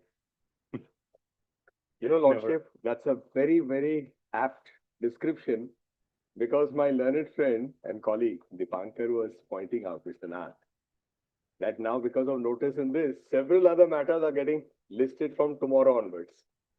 That's a very, very apt one. One head goes off, 10 more come. It's an apt one. No, Although on another note, Lordship, comment JD, suppose, as a bad example, Lordship, then it, opponent, he disagrees, or rather, opponent is the wrong word, so your friend on the other side. Lordship is my friend, but today on the other side. I have no hesitation saying he is my friend, but today on the other side. Yes. May I assist Lordship? Just one thing. So Lordship, I just felt I will take Lordship through because we filed our detailed thing. my learned friend, of course, now that he has satisfied the court and the court has gone ahead and issued notice, and therefore the next stage obviously becomes whether we satisfy lordship, whether it would go to the level of punishment or not. So I'm going to request, let me address lordship, because from that perspective, it is settled law. And now it has become between the honorable court and me, as in they are those on whom there is a contempt charge. And therefore, lordship, should my learned friend wish to assist on any aspect, it can happen as and when lordship wants. However, after making that submission, if my friend wants to add something, then I will start after that too, whatever lordship permits me, I'll take lordship through the detailed reply. Just because we remind us, Yes, yes, remind Malad. us of As, the- Malad, we are here to assist your lordship, Malad, And second, lordship, I will today satisfy lordship in terms of trying to establish that we are not in contempt, subject to then what lordship feels. And I'm keeping aside the fact, which will be my last alternative, lest it should be misconstrued that I'm not trying to argue, that lordship has also issued notice in one of the matters. So I'll now wait for him to remind the case, then I will. Just be short because we have. Yeah, Malad, it's very short, Malad. The issue is very narrow now, Malad. I don't take much of your lordship's time, Malad. Just to recapitulate, Malad. This, Malad, is a contempt petition filed by. Trying to restrict because, probably from 3 o'clock we'll have to break again. Yes, yes, Malad. I'll complete in 10, not even 10 minutes, Malad. It's a very, issue is very narrow now, Malad. The contempt, Malad, has been filed by Malad, this district transport officer to the judgment of your lordships of 20th June 2025. I had placed, my lords, the judgment before your lordships on the last occasion when the matter was taken up before both my lords, on 18 February 2026. And, my lords, our contention was, my lords, that we are covered by paragraph 141(1) of the directions of this court, my lords, at page 152 of the contempt petition. And the effect of, my lords, 141(1) is, my lords, that all the discharge orders have been set aside. So the 2019 discharge order, my lords, qua the petitioner, was set aside by your lordships, and the petitioner was reinstated in service.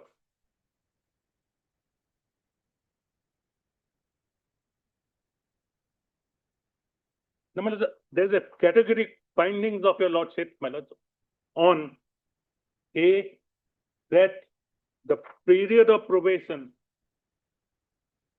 is 2 years, and by the time the discharge order was issued, the petitioners, the appellants have completed the period of probation. That finding is at paragraph 138(6) at page 149 of the paper book.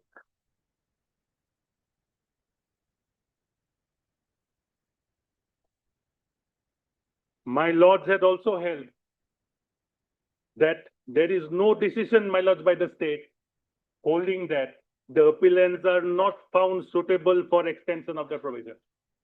The lordships recall, my lords, 2 years extendable by for the period of 2 years.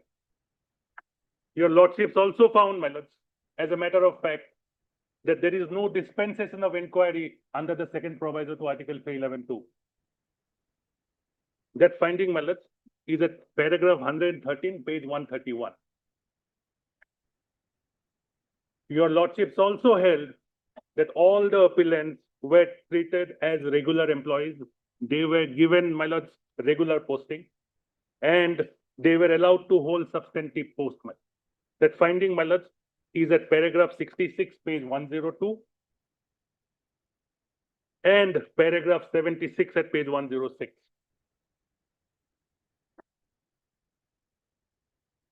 Your lordships had also held that the appellants were granted second pay increment, my lords, which is only permissible for a regular employee when an employee is treated as a confirmed employee of the state. That finding, my lords, is at paragraph 77 at page 107.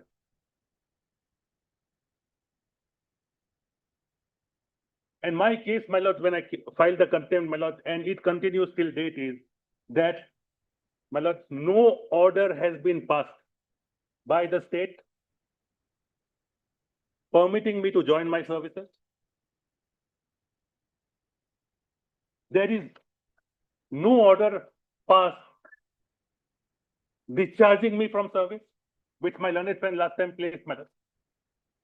That there are two notifications my learned friend placed, my lord, of 11 July and 21st July. When those notifications are placed, my lord, on the last occasion, your lordship asked the question, how was this served? I had pointed out, my lord, from the notification, I will point out again today, that the notification is not even addressed to me. Serial number 20 is blank. Srimati 3 blank. The person against whom, my lord, the discharge order is aimed is not even informed, my lord. And it has come out, my lord, after your lordship's order on 18th February. I must tell your lordship. 18th February, your lordships passed a detailed order. And I would say, my lord, your lordships granted the state a long rope to comply with the order. Lordship says, purge yourself of the contempt. He is permitted to join the services within a period of 1 month from the date of the order. That period expired, my lord, on 28th March 2026. He has not been allowed to join. And, my lords, the deponent who has filed the so-cause before your lordship, my lord, the gentleman called Akashdeep, he is the Commissioner of Transport, has the audacity to tell your lordship, my lord, I'll place that, my lord, that there is no question of permitting the petitioner to join the service. That itself, my lord, in my respectful submission, is contempt of your lordship's order, my lord. They are not entitled to be heard, my lord.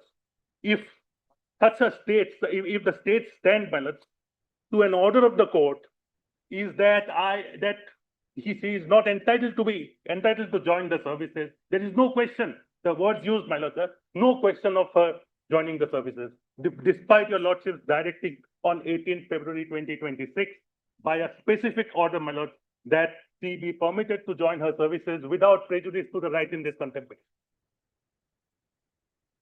Now, my lord, the reply that is filed gives us, my lord, the knowledge, my lord, I would say, my lord, a lecture on the contempt jurisdiction, my lord, saying that how the contempt will be exercised, my lord, how a party purges from a contempt. But, my lord, the sad part is, my lord, your lordship's order of 18th February 2026 have been disregarded brazenly by the state. And in my respectful submission, my lord, this is nothing but an affront to the majesty of the court and undermining the rule of law.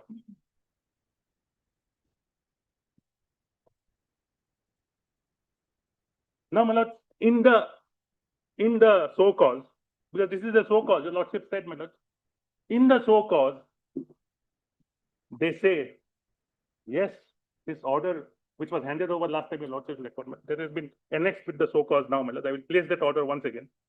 But along with the order, after that order, the state has fairly, my lord, and candidly disclosed to this court that the order was not communicated to the petitioner. For administrative, my lord, reasons, or for administrative, but something happened, my lord, in the office, we don't know. And on 26th February 2026, my lord, 18th is the lordship's order, my lord. 26th February, an inquiry is ordered, my lord, to inquire as to under what circumstances the order of discharge was not communicated to the petitioner. Under what circumstances this order was not even published in the Gazette. And alongside that, on 26th February 2026 itself, by a separate notification, my lord, a CID inquiry is directed, my lord. So the fact remains, my lord, is that this discharge orders, my lord, of 11 July 2025 and 21/7/2025 was not communicated to the petitioner. And if that be so, my lord, your lordship knows, my lord, for the validity of an order, my lord, it needs to be communicated to the person. That Bachittar Singh principle, my lord, that 63 Supreme Court, my lord, that notings in file, you keep it in the file. Unless it's an important requirement, my lord, of an order of a valid order that the order must be communicated to the person to whom it is addressed. That having not been done, my lord, this order, my lord, is void. This order, my lord, has no existence in the eyes of law. And in my respectful submission, my lord, the contempt is made out. But more serious, my lord, is the issue that your lordship's order of 18th February 2026 has not been complied with, my lord. May I place the order of 18th February? And whatever is stated, my lord, in the so cause is nothing new. Everything was argued before your lordships. The notifications were placed before your lordships. I said, my lord, my contention is recorded. It was never served. My client's contention is recorded that he has not received the copy of the order.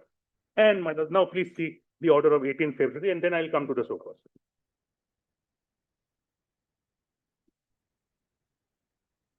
Yes, my lord has the order of 18th February. Paragraph 2, I'll read from paragraph 2, my lord.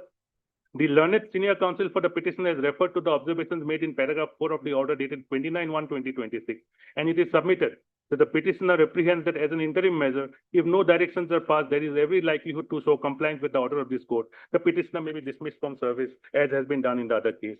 It is submitted, my lord, then paragraph 140 is extracted with paragraph 3, my lord. And then, my lord, paragraph 4. It is submitted that in the said order, the court has taken cognizance of the completion of the initial period of 2 years of all the appellants, including the petitioner, and taking into consideration the maximum extendable probation period under the respective service rules, directed reinstatement within a period of 50 days from the date of the judgment and order. It is submitted that though the case of the present petitioner falls within the scope and ambit of paragraph 141(1), the state has considered only the directions contained in para 141(7) and has passed the discharge order against several other appellants in the said common judgment and order. Accordingly, he has renewed the prayer for interim directions as contained in prayer 3 of the contempt petition. Per contra, learned senior counsel for the respondent through his learned assisting counsel, please mark my notes, has produced a copy of the notification number dated 11/7/25. This is the purported discharge order which my friend is saying that I was discharged subsequent to the directions in paragraph 141(7) of your lordship's order of 27 June. So my friend's contention was that we have passed an order. If you are aggrieved, you take appropriate proceedings. Contempt is not the remedy. Now please see his, let me read his submission, madam. Per contra, the learned senior counsel for the respondent through the learned assisting counsel has produced a copy of the notification dated 11/7 issued by the principal secretary to the government of Assam department, by which the competent authority in exercise of the powers conferred under Rule 19(1) and 2 of the Assam Transport Service Rules 2003 had discharged the petitioner, namely Srimati Suranjita Hajarika, District Transport Officer, probationer from service with effect from 21/1/19. My lord, please mark this date, my lord. And accordingly, this is, my lord, the earlier discharge order, which your lordships have quashed, saying, my lord, that it is punitive, it is stigmatic. Now, my lords, which is stated to be in compliance of the order so-and-so. It is submitted subsequently. A corrigendum dated 21/7 was also issued to provide that the notifications referred to shall come into effect on 21/7. At this stage, learned counsel, senior counsel for the respondent has submitted that his submission was to the effect, please mark my lord, that the order dated 11/7, a copy of which has been produced before this court today, was a fresh discharge order in compliance of paragraph 141(7) of the judgment and order dated 20th June 2025. My lord, if your lordship recall, 141(7), your lordship said, if any of the appellants have not completed the period of probation, then the government is at liberty to place a implicit discharge order. So, he has paragraph 7. He has also produced a copy of the order of 10/11/2025 passed by the Supreme Court of India in SLP, by which the judgment and order dated 20th June was stayed. The said order is quoted herein below. But this is not a defense taken in the reply. It is not their case that we did not comply because of a stay given by the Supreme Court. That's not their case, madam. And your lordship duly considered that and said that the petitioner herein is not a party in those proceedings, and the stay is specific to that writ appellant. Now, if I lordship skip the other paragraphs, para 9, your lordship says, consider the submissions made by both the sides. 10, we took note of the fact, take note of the fact that as per information available in the website of the Supreme Court, the respondent in the said proceedings before the court are so-and-so. It appears from the copy of the order dated 10/11 passed by the Supreme Court and extracted herein above that the stay has been made operative in respect of the judgment and order 26 passed in writ appeal number 131 of 2020. The present petitioner in this contempt petition is not found to be a respondent in the said SLP. Insofar as the production is done, please mark this, minutes. notification dated 11/7 and corrigendum are concerned, which have been produced before this court, as this court is season of the contempt petition and personal appearance of the respondent contenders has not been exempted, it would be appropriate that the respondents should file their affidavits and take their stand in respect of the contempt petition, and any of them can bring the copies of the notification dated 11/7/2025 and the corrigendum of 21/7 on record. The prescription regarding probation and confirmation under the Assam Transport Service Rules, which is contained in Rule 21 thereof, is quoted below. If lordships have quoted it saying that 2 years can be extended by a further period of 2 years. Then para 14, by virtue of the directions contained in, this is the lordship's finding, that contained in paragraph 141 of the judgment and order dated 26/2025, the discharge orders in respect of all the appellants, including the present petitioner, were set aside and was made subject to other directions contained in subparagraph 1 to 9. From the copy of the notification dated 11/7/25, which is produced before this court, it discloses that the previous discharge order against available on record before this court, the previous discharge order against the petitioner was passed on 21/1/19. There is no material, please mark, available on record before this court as to how the notification dated 11/7 and the corrigendum was served on the present petitioner. Now the so-called says it was never served. Now so-called says never served, so inquiry. Now, this observation is made because the learned senior counsel for the petitioner has emphatically stated that as on date, as per his instructions, said notification has not been served on the present petitioner. He further submits that the petitioner is present in this court hall and has been instructed to say so. Be that as it may, though it is seen that the discharge of the petitioners has been set aside by the impugned notification dated, has been set aside by the impugned notification dated 11/7/25, the discharge orders have been substituted in terms of the directions of this court with effect from, please mark, 21/1/19. But by the effect of the corrigendum dated 21/7, the said notification dated 11/7 is to come into effect from 21/7. Thus, it prima facie appears that the discharge order of 21/1/19, which has been set aside by the court, is sought to be substituted by a notification dated 11/7/2025. In the absence of the affidavit by the respondents, it is not clear as to whether, in compliance of the provisions of Rule 21 of the Assam Transport Service Rules, any order was passed by the competent authority for extending the period of probation in respect to the petitioner. This observation is incidental and not a finding. Then para 17 minutes. Under the circumstances, it is noticed from the content of the order of 10/11 passed by the Supreme Court of India that the stay of the judgment and order is only qua appellant number 131 of 2020. The said order is to be, in the considered opinion of this court, would not extend to writ appeal number 14 of 2022 filed by the petitioner. Therefore, this court, please mark this part, minutes, in order to ensure that there is no continuance of the disobedience of the directions of this court, so as to uphold the majesty of this court, is inclined to hold that the respondents are required to first show that they have purged themselves of their contempt, and therefore, as the notification dated 11/7 produced before this court is relatable to the discharge order of 21/1/19 that had already been set aside by the common judgment and order of 28 June 2025, the court is inclined to pass an interim order in terms of prayer 3 of this contempt petition. Please mark the direction, my lord. Directing the respondent's contemners to permit the petitioner to join her service without prejudice to the defenses which may be available to the respondents in this contempt petition, which shall be done within a period of 30 days from the date of this.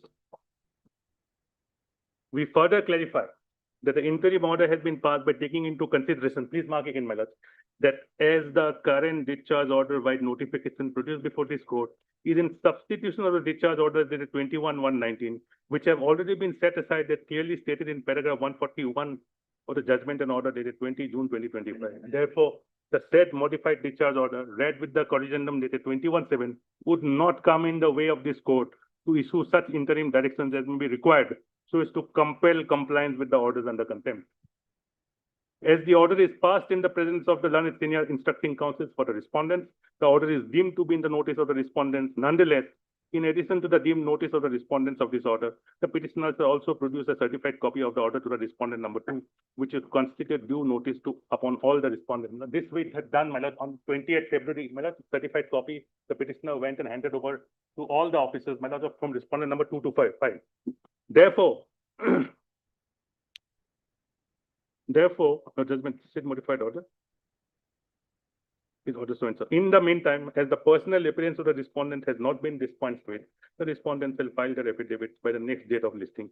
Failing with, the court would not have any option but to insist on the personal appearance of the respondent. Personal appearance respondent dispensed with on the next date, that is 26th. Now, let's please have that affidavit in opposition, which, my lord, is actually a show cause to the contempt petition. And, my lord,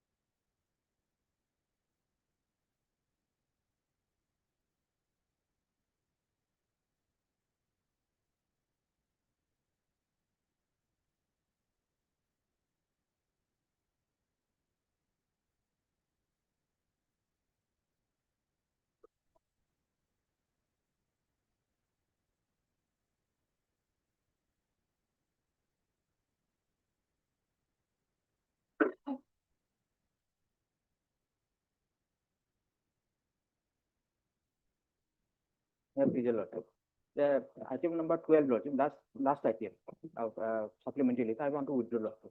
I have instruction from my planner to withdraw. With liberty, Lordship.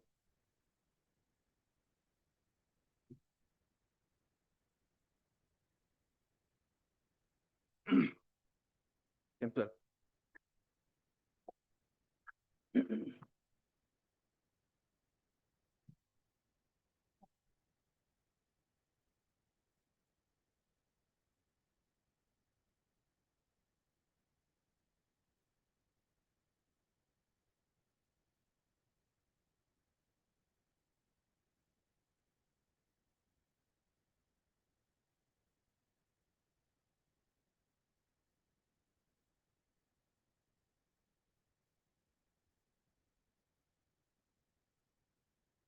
Lordship, I Lord.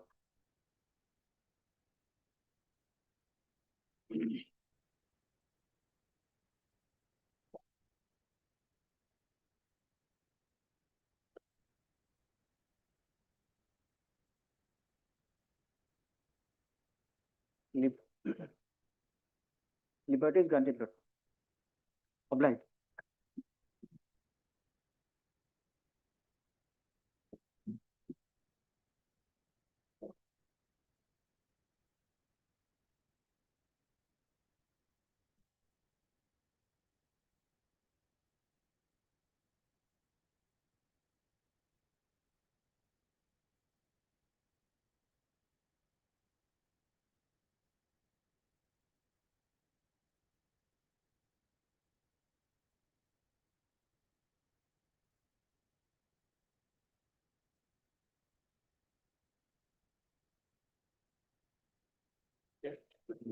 I was, my lord, on the order of 18 February, my lord, and your lordship, my lord, in paragraph 18 has given a clear categoric direction that, my lord, to purge themselves of the contempt, my lord, without prejudice to their rights, they should allow, my lord, the petitioner to join the services within a period of 30 days from today.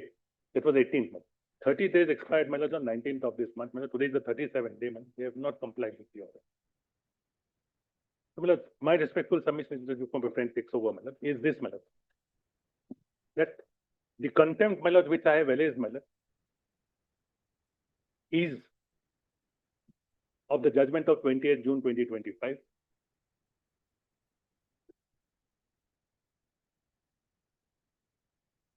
The non-compliance of the order, my lords, of the subsequent order of 18 February 2026, my lords, in between inter parties, my lords, has aggravated their contempt. And I'll place the law, my lords. And such conduct, my lords, when it comes from the state officials, my lords, in my respectful submission, my lords, and I'll make it good, impedes the course of justice. It, my lords, is an affront to the majesty of the court. It undermines the rule of law.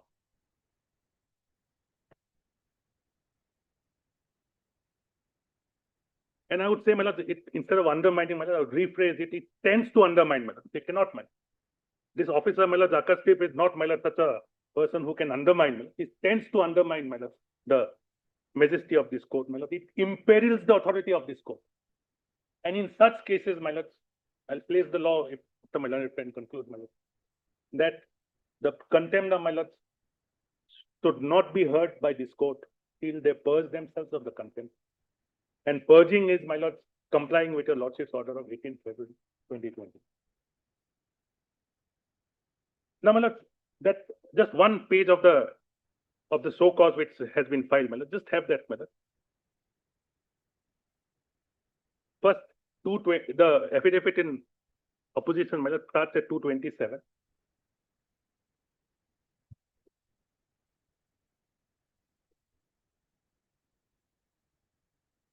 If your lordships come to page 228.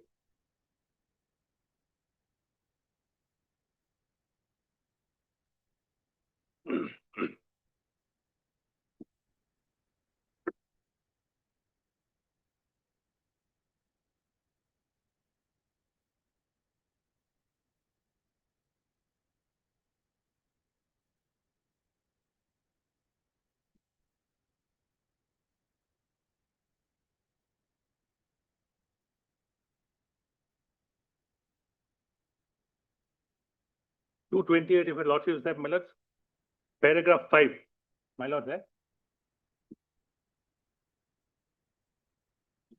Your ladyship, my lord.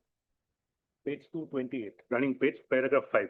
It is further respectfully submitted that the answering respondent has duly complied with the directions passed by this honorable court in paragraph 140 of the said judgment. And consequently, the answering respondent LS container has issued notification dated 11/7/2025 and the corrigendum dated 21/7 qua the present petitioner. Therefore, after duly complying with the said directions at para 140, it is humbly submitted that there is no intentional deliberate and so on. But these notifications are at page 246. Just have that, mother. 246.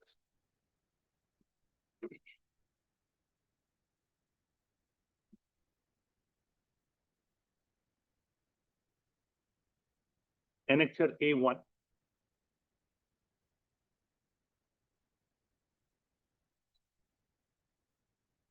The same notification that was placed the other day, madam.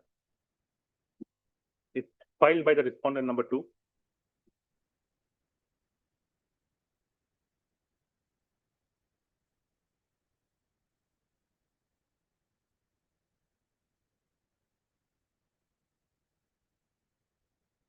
And the state, my lords, on their own pleaded case, my lords, has admitted that this notification was never communicated to the petitioner. It was not even published in the Gazette. Now, 246 lordships have, my lords. In compliance of direction, I will not read that, my lords, para 140. Last two lines of lordships will see, my lords. With effect from 21/1/19, that is the date of discharge issued by the order which stands substituted by this notification is directed. So, my lords, the 21/1/19, your lordships have emphatically held in the judgment of 27 June that, sorry, 28 June, that this discharge order is stigmatic, it is punitive. And they have, my lords, reiterated this. And, my lords, your lordships will see, my lord, it is marked, my lords, to various offices, my lord, says that.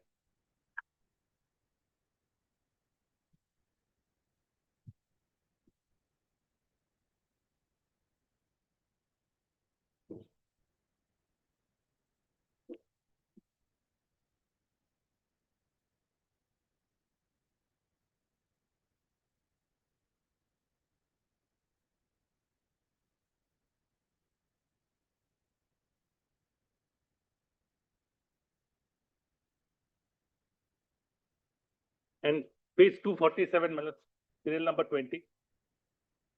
Srimati is blank.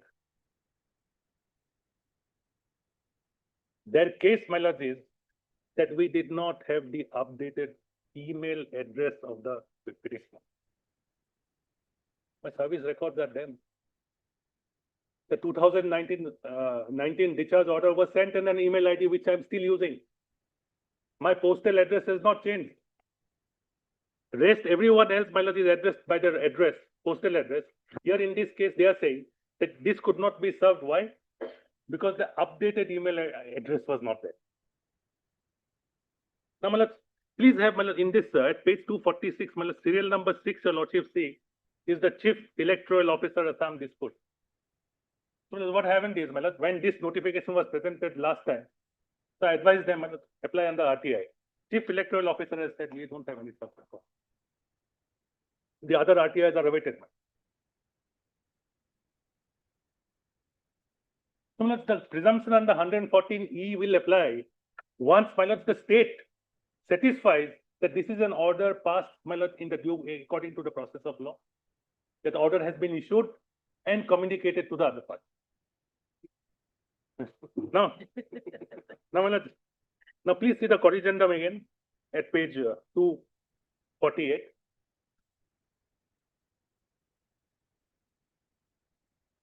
Again, my lord, paragraph 23, Srimati blank.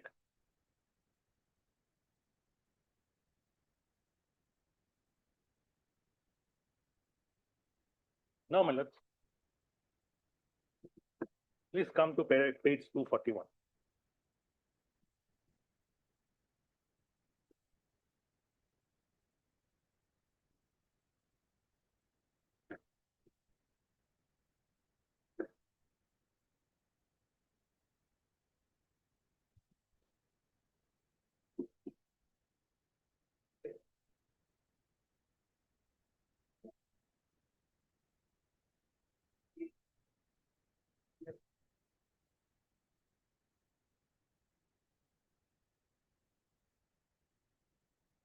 Good practice.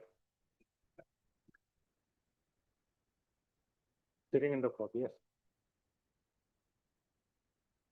In fact, the old school was that, you must sit in the court, not outside. So, in fact, lordship, adding to that, when I was getting into practice, I was told this is the only profession, if you choose to, no matter where you stand, you can learn. Sitting in the court, certainly, Yes. preparing for your file, certainly. Standing in the corridor and just even being a silent observer to the conversations that are happening around, because people are discussing their cases. And of course, in your preparation. It is a profession that permits you to, that's why the whole thing is practice. This and medicine, the practice and chartered accountancy. I call these the 3 recession-proof professions. Now, my lord,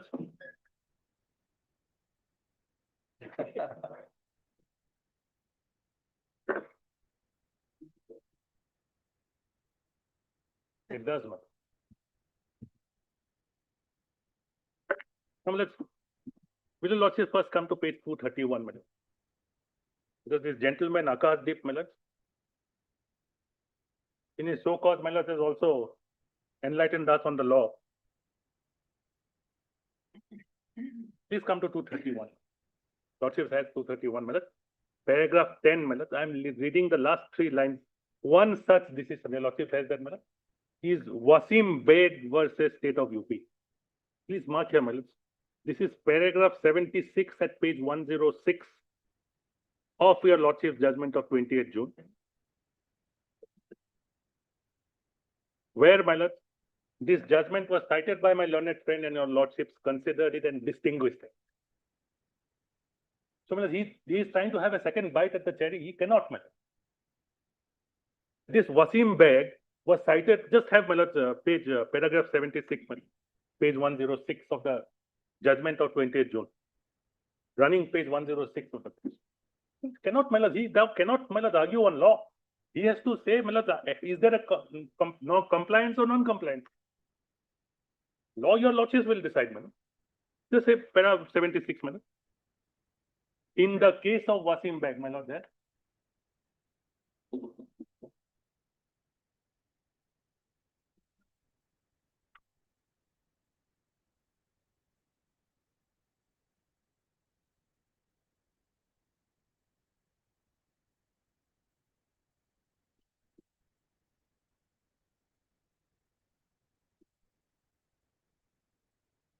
I'm placing, my lords, paragraph 76 at page 106.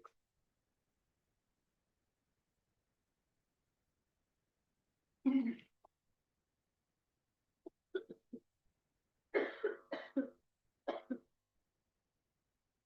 fact, I'm told, my lord, Justice Parvati Goswami, my lord, when he used to sit in the court, my lord, the lawyers in enthusiasm used to cite judgments. So he used to tell the judges, lawyers, you argue on facts, the law we will decide. Now, please see para 106, page 106, para 76. In the case of Wasim Beg, my lord, there, the lady said, para 7. In the case of Wasim Beg, the Supreme Court of India had examined the issue of probation and had held that there can be three views. Skip that, come to the last three lines. But as mentioned herein above, the distinguishing fact is that the appellants have successfully demonstrated that they were allowed to hold substantive posts.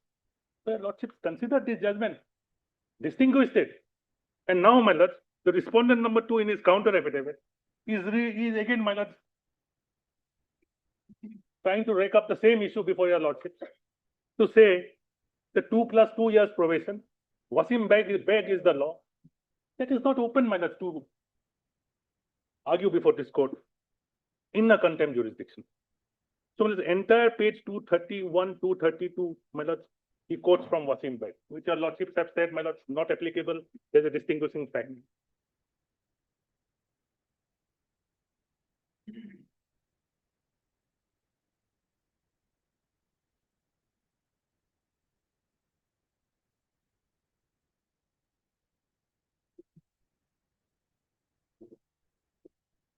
Now come to page 234, my lords, running page. 233, he again rakes up the same issue that the probation period is 2 plus 2, 4 years. None of them have completed 4 years, so out you go.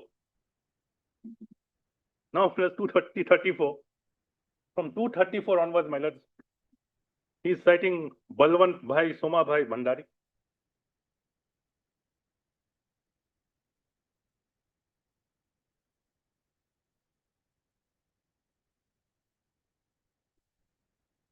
I will place that judgment, my lord. That judgment, in fact, my lord, says that the majesty of the law must be maintained. That's the first judgment I'll issue. We'll save the time, otherwise, lordship. Now, my lord, I'll feel I'm dragging it. now, my lord, then this position is reiterated in paragraph 19 at page 236. That Balwant Bhai, my lord, was a case of breach of an undertaking.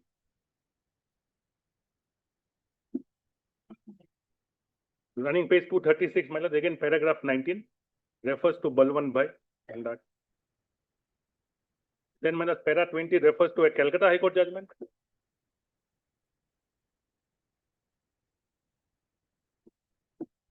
My lord, in a show cause in contempt, my lord, my respectful submission is, my lord, all that the contemptor has to show and plead is that there is no non-compliance.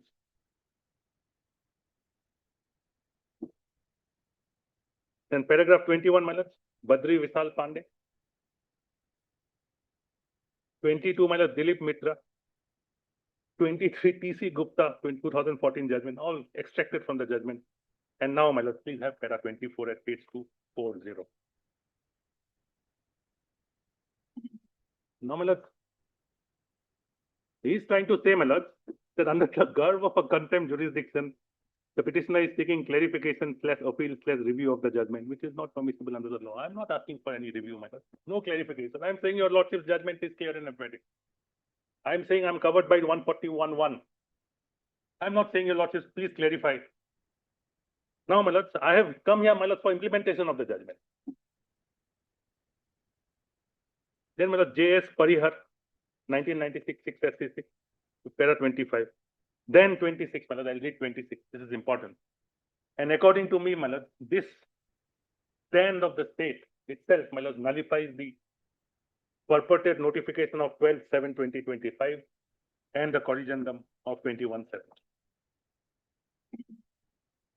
I need not labor on the law, my lord. Your lordship knows, my lord, Bachitkar Singh's judgment in 1963 Constitution Bench has said that the order must be communicated to the person concerned to be a valid order. So please have, my lord, para 26.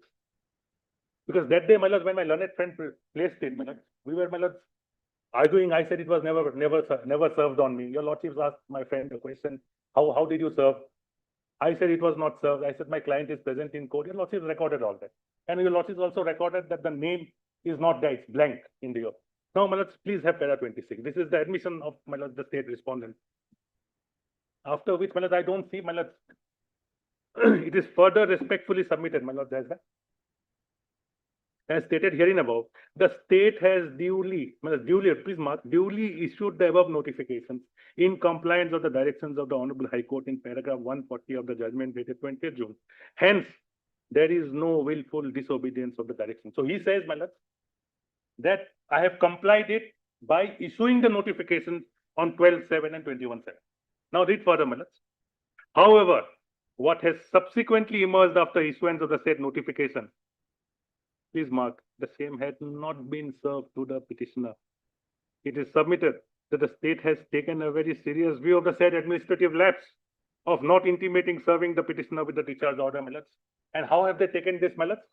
After the contempt is moved, when your lordship issues notice, they place the copy of the order.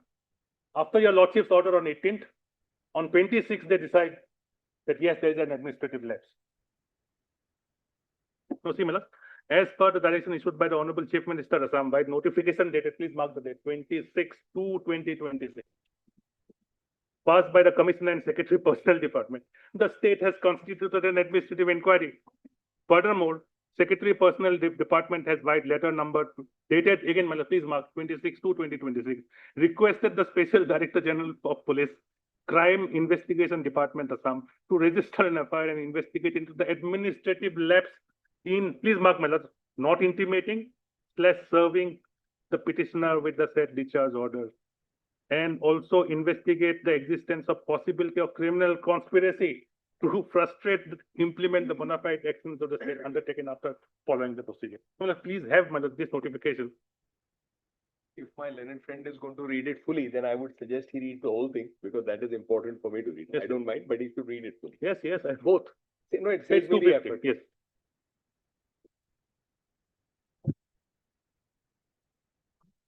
No, that's why, because I have to read those notifications. I take that point from my friend. Man. Yeah, that's why I said, if he's reading it, because I will then emphasize back to the notification. What Now, I let's please have page annexure A3 at page 250. If Bachitra Singh is ready.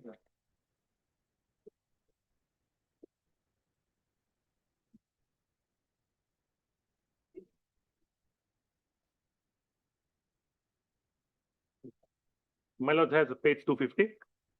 This is the order by the governor, notification 26/2/26. Yes, running page 250, annexure A3. A1 and A2 are the two notifications, my lord. And now running page, and this is, my lord, after, my lord, the time started running for the state. For 30 days period, you have to allow me to join.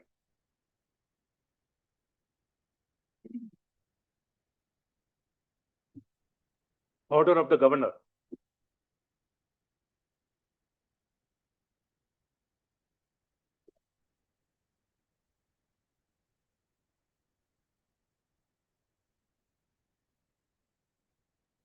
Yes, sir. This is the subject, my lord. Administrative inquiry into lapses relating to the matter of contempt case Suranjita Hajarika versus State of Assam. The Honorable Division Bench of the Gauhati High Court, by its judgment and order of 28th June 2025, passed in a batch of 47 writ appeals, including writ appeal number 14, had partly allowed the said appeals and issued specific directions under paragraph 140 thereof. Amongst other directions, the competent authority in the respective department were directed to reinstate these appellants. It's a correct appreciation of the judgment, my lord. These appellants who had completed their initial period of probation of 2 years within a period of 50 days from the date of the said judgment. Well, this is, in my respectful submission, the correct appreciation of the judgment.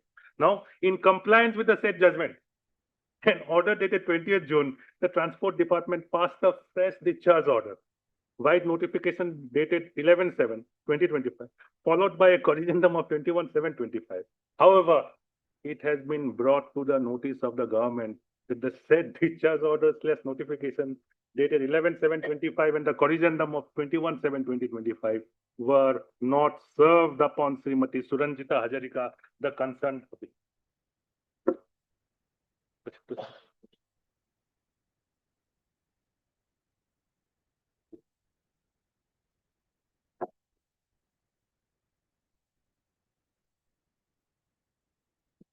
They got some good from it, so let's see.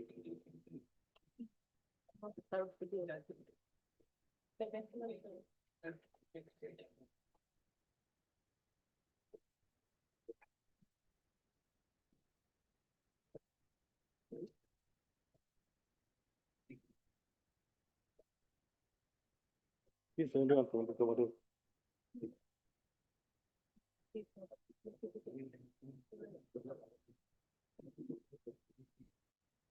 Similar. Paragraph 3. As, please mark my note, as the updated email address of the petitioner was not available with the transport department. My lord, there is no updated email address. The email address, my lord, is hajarikasuranjita@gmail.com. That's the same address the department has been corresponding with the with petitioner. The earlier discharge order of 2019 was sent in that email address. I will place that, madam. And what about the postal address? She is available in Gauhati. She is in correspondence with the department. And, my lord, her service records are available with the department. Come on, read further. My friend, even the cost title has the address. Whatever it is, madam. It is not a petitioner who has gone missing, my lord, somewhere or absconding.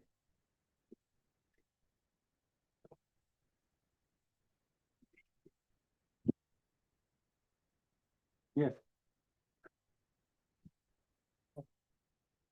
This I'm not aware of. No, this one I'm not aware of. About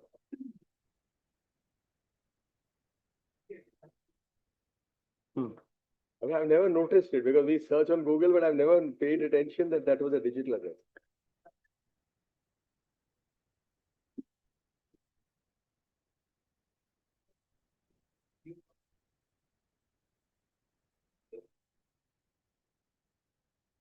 This I didn't know. This is news to me because this I had not heard of. Not. Geotech. Geotech. This I didn't know. And my lord,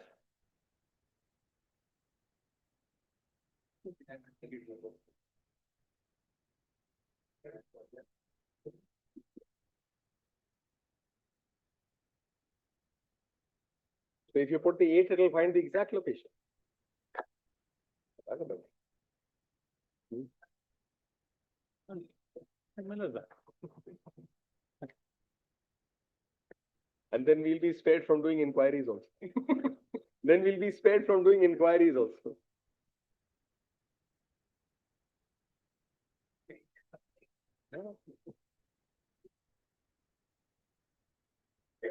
finish it out. आज मेरा तो होगा ही नहीं खत्म.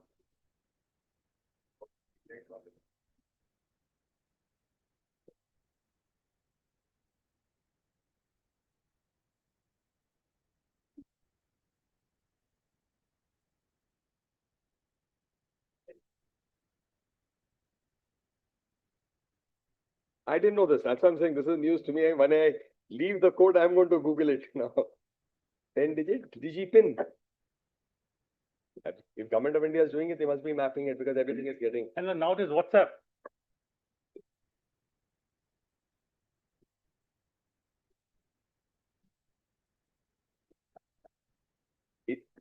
And this is part of the government initiative. Yes.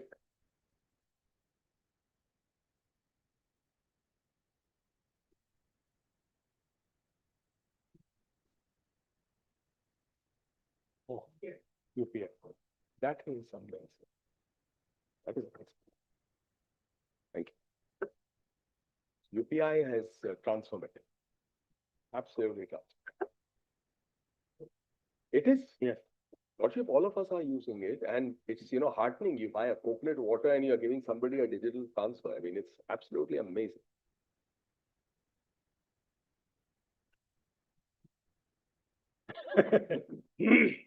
Lordship, on at least several occasions, I've been, Lordship has referred to a judgment and said, perhaps you may have seen that. Lordship reads a lot of law also. So you have definitely the aptitude with it. Lordship from the other day is continuing with that. But my lord, the department does not have the updated email address. That's the problem. Lordship, in fairness. And nowadays, Will my be lord, there inherited is WhatsApp. We have so many other modes, my lord. You can ask the police. You can ask the police station. Let my friend finish because No, my I'm lord, going to come back to the issue. there. paragraph 3, where lordship shall have, my lord. As the updated email address of the petitioner was not available with the transport department, alternate steps, including forwarding the order for publication in the official gazette, were reportedly undertaken. However, gazette publication could not be completed, reportedly due to an administrative oversight at the level of the government press. My lord. It all seems to be happening there.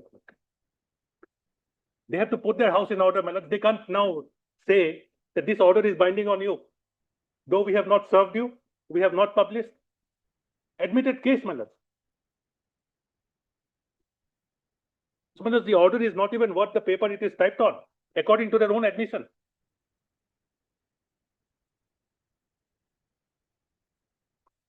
And, my lord, when it comes to a state, my lord, state cannot play around, my lord, with the rights of a citizen.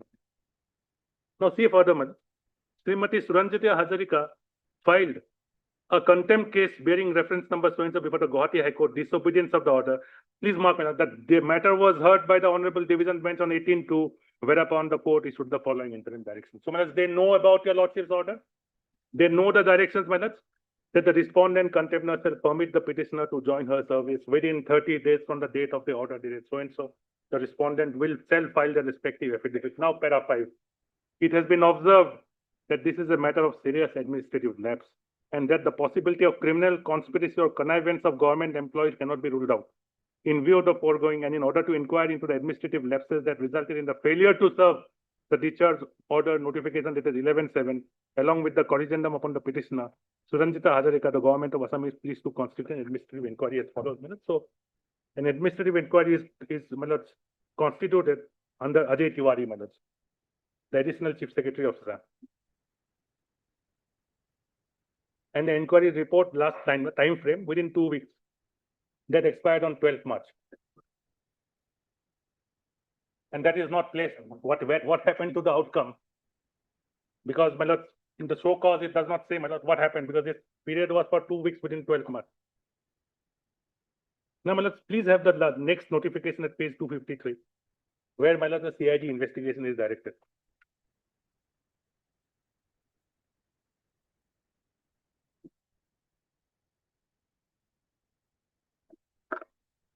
Now, my lord, please come to page 243.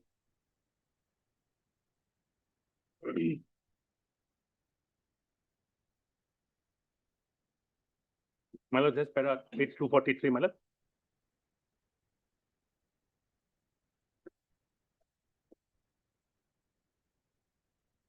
So, if, my lord, the order could not be served according to their own, it's an admitted fact now. The order could not be published. So, it was not to the notice of the petitioner. It's an invalid order. I cannot suffer the consequences, my lord. Now, my lord, please have para 31 at page 243. I am reading, my lord, 4 lines from the bottom.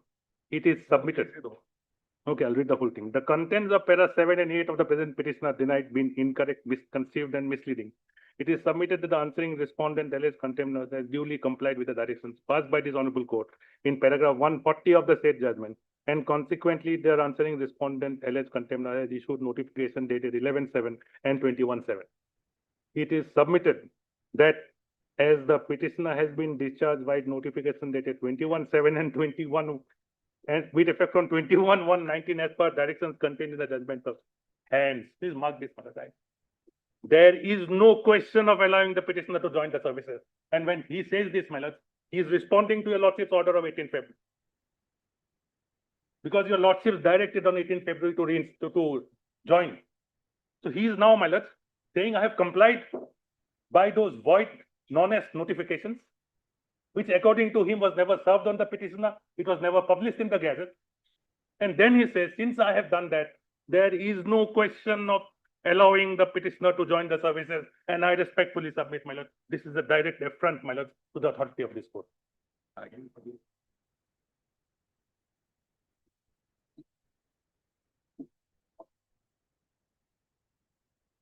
And then, my lord, he is giving us an advice which we don't need from him, my lord. He should show cause only to the extent, my lord, whether there is a compliance or non-compliance. He is saying you are aggrieved. I am not aggrieved. Your lordships have not said that I'm aggrieved with the judgment of 20th June. Your lordships have said, yes, prima facie, this is the order. You should have allowed them to join. You have not joined. Purge the contempt within 30 days.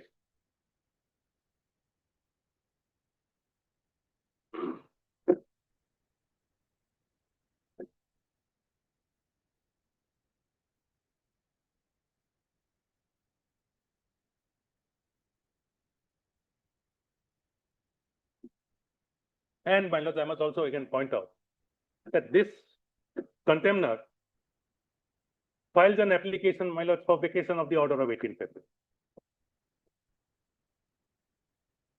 So my respectful submission is, my lord, we have filed, my lord, the affidavit in reply to the affidavit in opposition. That application, my lord, I am opposing. That respondent number 2, my lord, cannot be heard till he complies with the order of 18 February. That purging, your lordship said you purge the contempt without prejudice to your right. He has not done that, my lord. And that, my lord, in my respectful submission, my lord, impedes the course of justice. So my humble submission today is this, my lord, that this order must be implemented, my lord. In a recent judgment, my lord, the Honorable Supreme Court in Israr Khan's case, my lord, has said that this has happened because the High Court and the Supreme Court is giving a long rope to the state officials. Court has, Justice Amanullah's judgment, my lord, come down heavily, my lord, and has said that this order should be circulated to all the chief secretaries of all states. Let them know, my lord, that this is how. And he said when the contemner is the state will have to abide. That 2026, this judgment passed last month. Israr Khan, Israr Ahmed Khan, give. No, I haven't. We have. You want to refer to us? No, Mark Porson. You can read that. Israr Ahmed Khan. This is 2026 SCC online SC 322. Facts are very, very relevant in this one, Lordship. The here case was, my lord, that we have filed a review. Review is pending.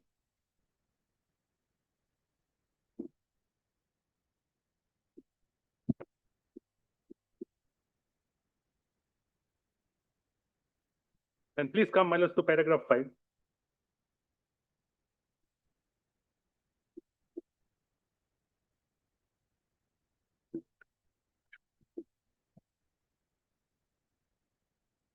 The review is filed, my lord, after much delay. Lying in defect.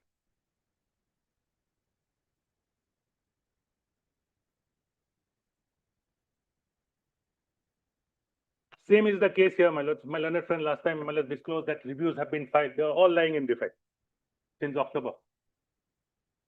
Please have, my lord, paragraph 5. Last 4 lines, my lord. It records, my lord, that they are saying that we cannot implement the order. We have sought for review. These facts, my lord, has the last 4 lines, the lady said. These facts speak for themselves.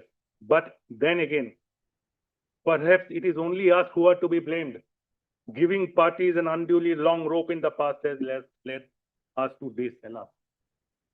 The lordships on 18 February granted them 30 days time, my lords. The lordships thought, do it, you gave the lord, otherwise the lordships would have said, my lord, do it within 1 day. Your lordship said, my lord, prima facie, it is in violation of the directions. Then, my lord, please, the next para 6, my lord, lo and behold, the implementation of the order dated 20th May 2025. The Lord has that, my lord. Lo and behold, the implementation of the order of 20th May was thought to be made conditional on the outcome of the review petition. We must unequivocally herein state, while no fetter could be placed on preferring a review petition, it was the duty of the alleged contemner to first comply with the order. Depending on the outcome of the review petition, further steps, adjustment could have possibly been taken. But it was not open to the alleged contemner to not comply with an order of this court on the mere filing of a review petition, which at the deliberate cost of repetition remains defective due to want of rectification of the concerned review petition. Those petitions, my lord, the review petition my learned friend referred to last time, are still pending in defect. Then my lord, para 7. Incredibly, the affidavit also states that if this court does not find merit in the review petition, immediate steps to comply will be taken as the logistical hurdles have been figured out. Therefore, it is quite clear that at least as on date, the alleged contenders could well have purged the contempt but chosen not to do so. Your lordships on 18th February permitted them to purge the contempt within 1 month. Then, my lord, para 9, my lord. While we have no doubt been proponents of justice been tampered with, mercy incidents like this seriously make us question whether, please mark my lord, the liberal jurisprudence on contempt requires a serious relook. Such issue having come to our attention will definitely be gone into in detail in a more appropriate case. Then, my lord, drastic measures hence are called for. Then, lordships.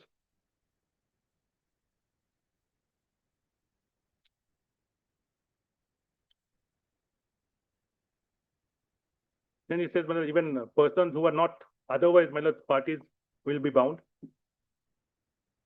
And then, my lord, please come to para 24. Questions before the contempt court.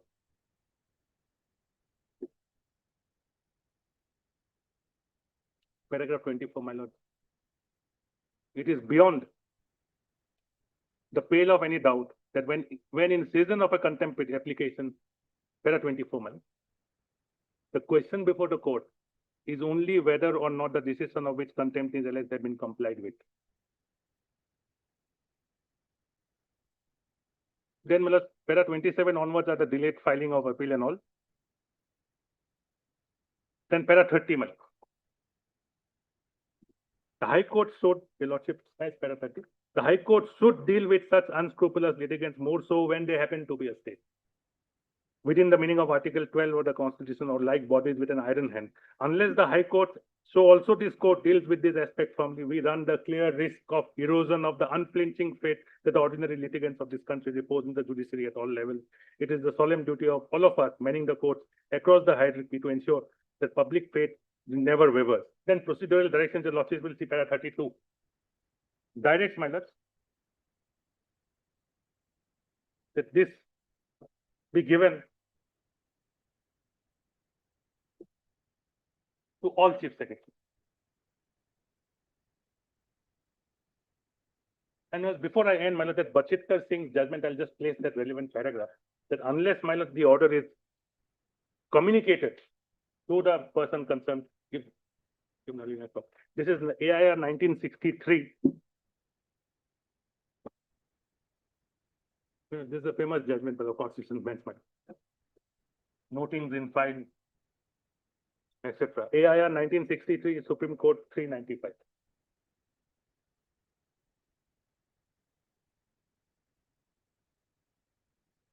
And beautiful thing about those days is 14 paras.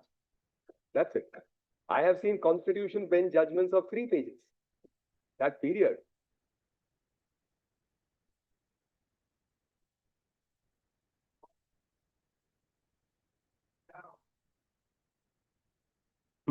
Lordship? Yeah.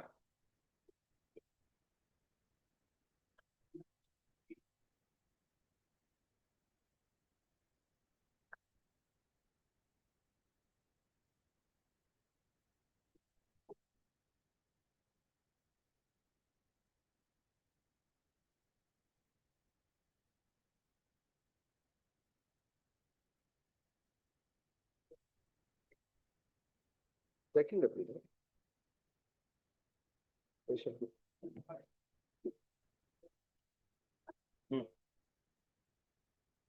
In fact, Lordship, I was referring to a Vivin Bose judgment only, this 4-page, in which the first 3 paragraphs is, these are the citations, this is the only short question before us. That's it. And that comes out on, just as you turn the page. No, in fact, I'll tell your lordship, long back, my lord. I think Lordship is arriving at a conclusion with no.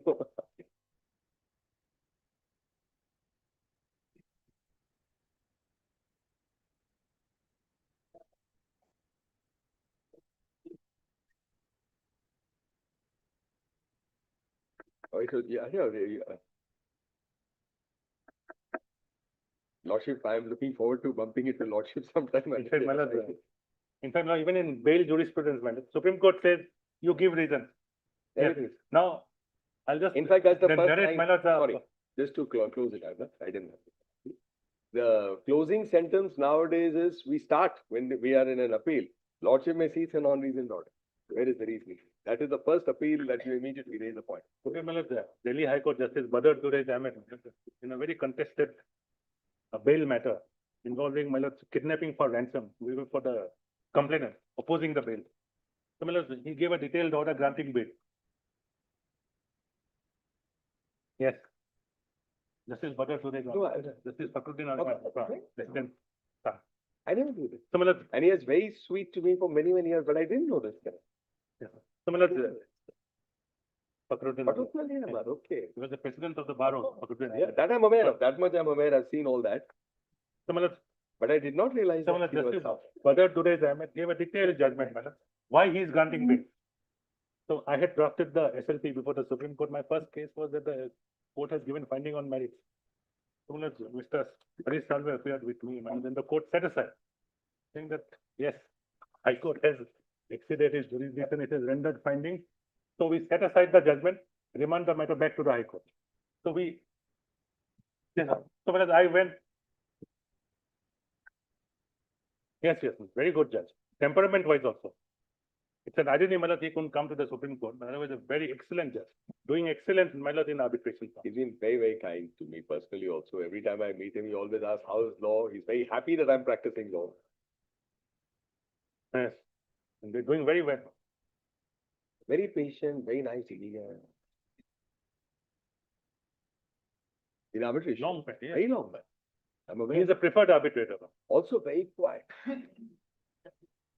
Very quiet, very calm. And I've my not lord, seen him get angry. So, my lord, the matter went back to the Delhi High Court. We mentioned before the Chief Justice. Chief Justice again listed in before Justice Badar Duraj. So I went with Mr. Mukul Rodgi. Mr. Rodgi started arguing, so he stopped. He says, Mr. Rodgi, you tell us, what do I do? If I give reasons, Supreme Court says, why have you given reasons?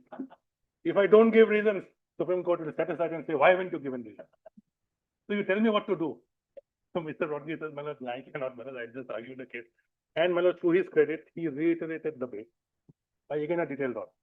After which, my lord, my client didn't go to the Supreme Court. But he rightly said, he was lost. He says, Mr. Rodgi, you tell me, what do I do? You give me the exact number of pages I should write, I will do that. So, my lord, Bachitter Singh, para 9 minutes.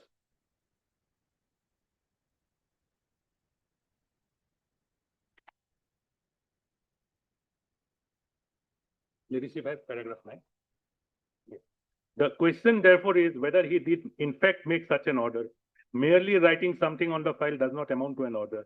Before, please mark me, before something amounts to an order of the state government, two things are necessary. Number one, the order has to be expressed in the name of the governor as required by clause 1 of Article 166. That, my lord, in that draft order, maybe it's right, complied. And then it has to be communicated. As already indicated, no formal order modifying the decision was ever made. Now, my lord, please come now to paragraph, the next page, my lord, Mr. Gopal Singh's argument and what the constitution bench says. Lordship, just above paragraph 11. Thus, it is of the essence that the order has to be communicated to the person who would be affected by that order before the state and that person can be bound by that order.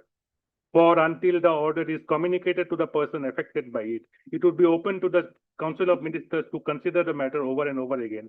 And therefore, till its communication, the order cannot be regarded as anything more than provisional in currency.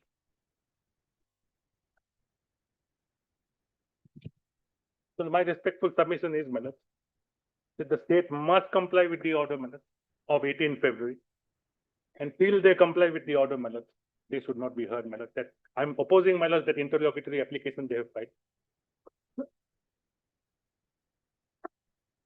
And this must be done, my lord, as a matter of, my lord, utmost urgency, because, my lord, here, my lord, it has the tendency of questioning the majesty of this lordship's court. And as I have stated, my lord, the subsequent conduct of not complying with the order of 18/2/2026 has impeded the course of justice. I'm grateful, my lord. Grateful.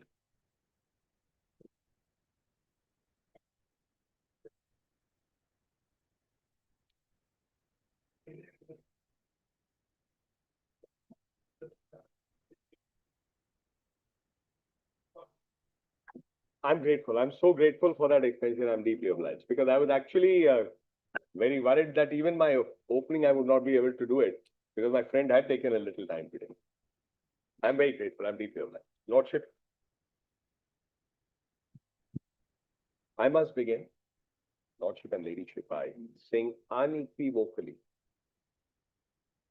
absolutely unconditionally, that there never has been any intention, never has been a willful or deliberate act of disobedience. The alleged contemners, the officers of the state,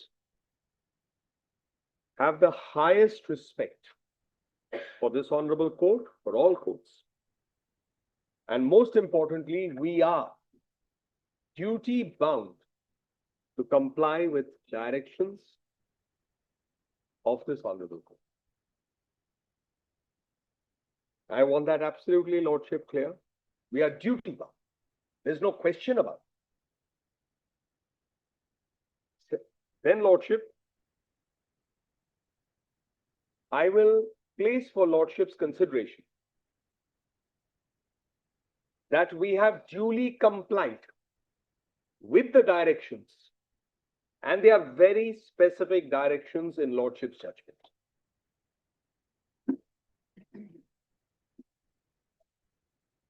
Further, Lordship, the alleged contemners place before Lordship that every action of theirs is in good faith, bona fide, believing to be that this is the compliance of the law.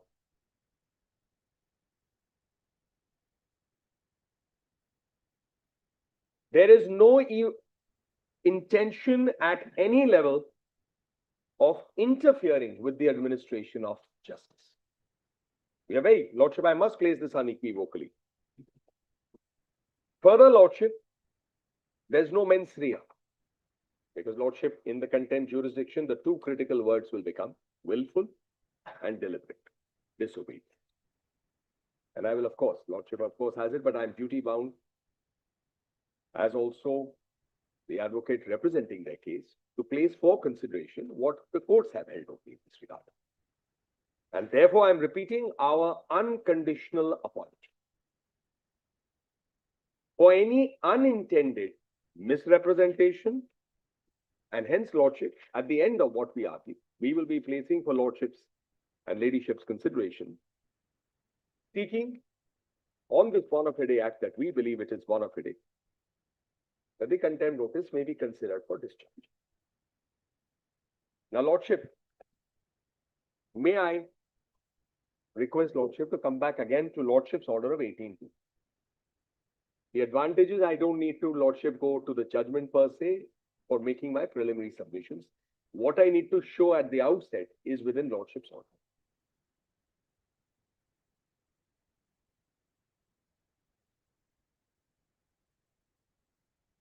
Now, Lordship, para 140 is the critical part. And that's on page 2 of Lordship's order, page 3. And if I may read it, and I would like to read it slowly and deliberately. Para 140, Lordship, Ladyship have para 140. And if Lordship permits, may I? Then I will highlight a few words.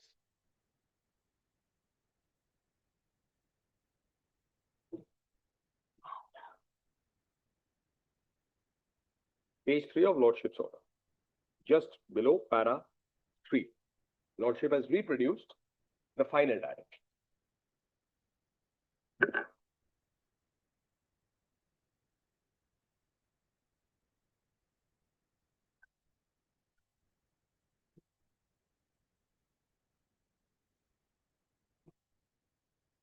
Okay. Lordship, in para 140,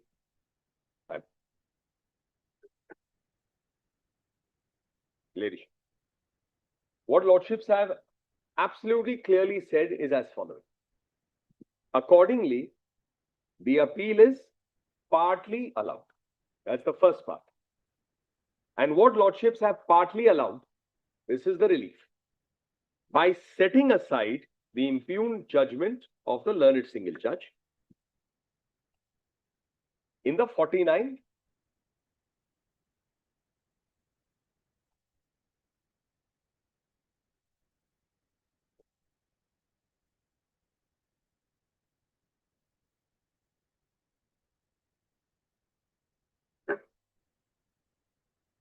no, I think as Lordship pleases. I'm in no hurry.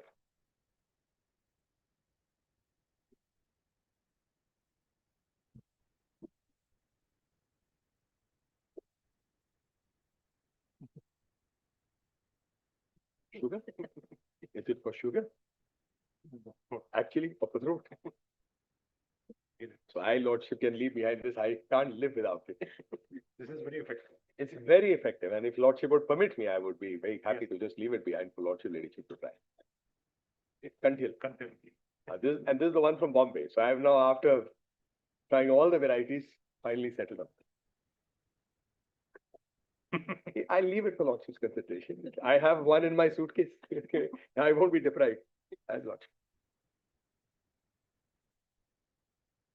It's good, man. Respective. The Lordship, because of the days when I used to read the news on Doordarshan, we had to always be worried about the throat. This is the only one that you can hold without the throat going dry. There are others like Hadirabadi and all, but they dry the throat. Then you need to keep looking at water. So that's why Contempt is. If Lordship would permit me, Ladyship. So I say, Lordship, para 40. Accordingly, Lordship, the appeal is partly allowed by setting aside the impugned judgment of the learned single judge. And therefore, Lordship, last sentence, resultantly, para 140. Ladyship, this is on page 3 of the order, below para 3 of the 18th of February order. Justice Khan got that? Okay. And Lordship, at the last line, resultantly, the appellants are found entitled to the following reliefs. The Lordship has now specified in para 140 the reliefs after setting aside the single judge's order. 1. The discharge orders in respect of all the appellants herein, which have been impugned in the corrected writ petitions and 48 connected, are set aside. So Lordship first sets aside all the discharge orders, and then specifically the judgment writes, and these are the directions. However, this relief is subject to the following. Now, Lordship, what we have before us is a set of directions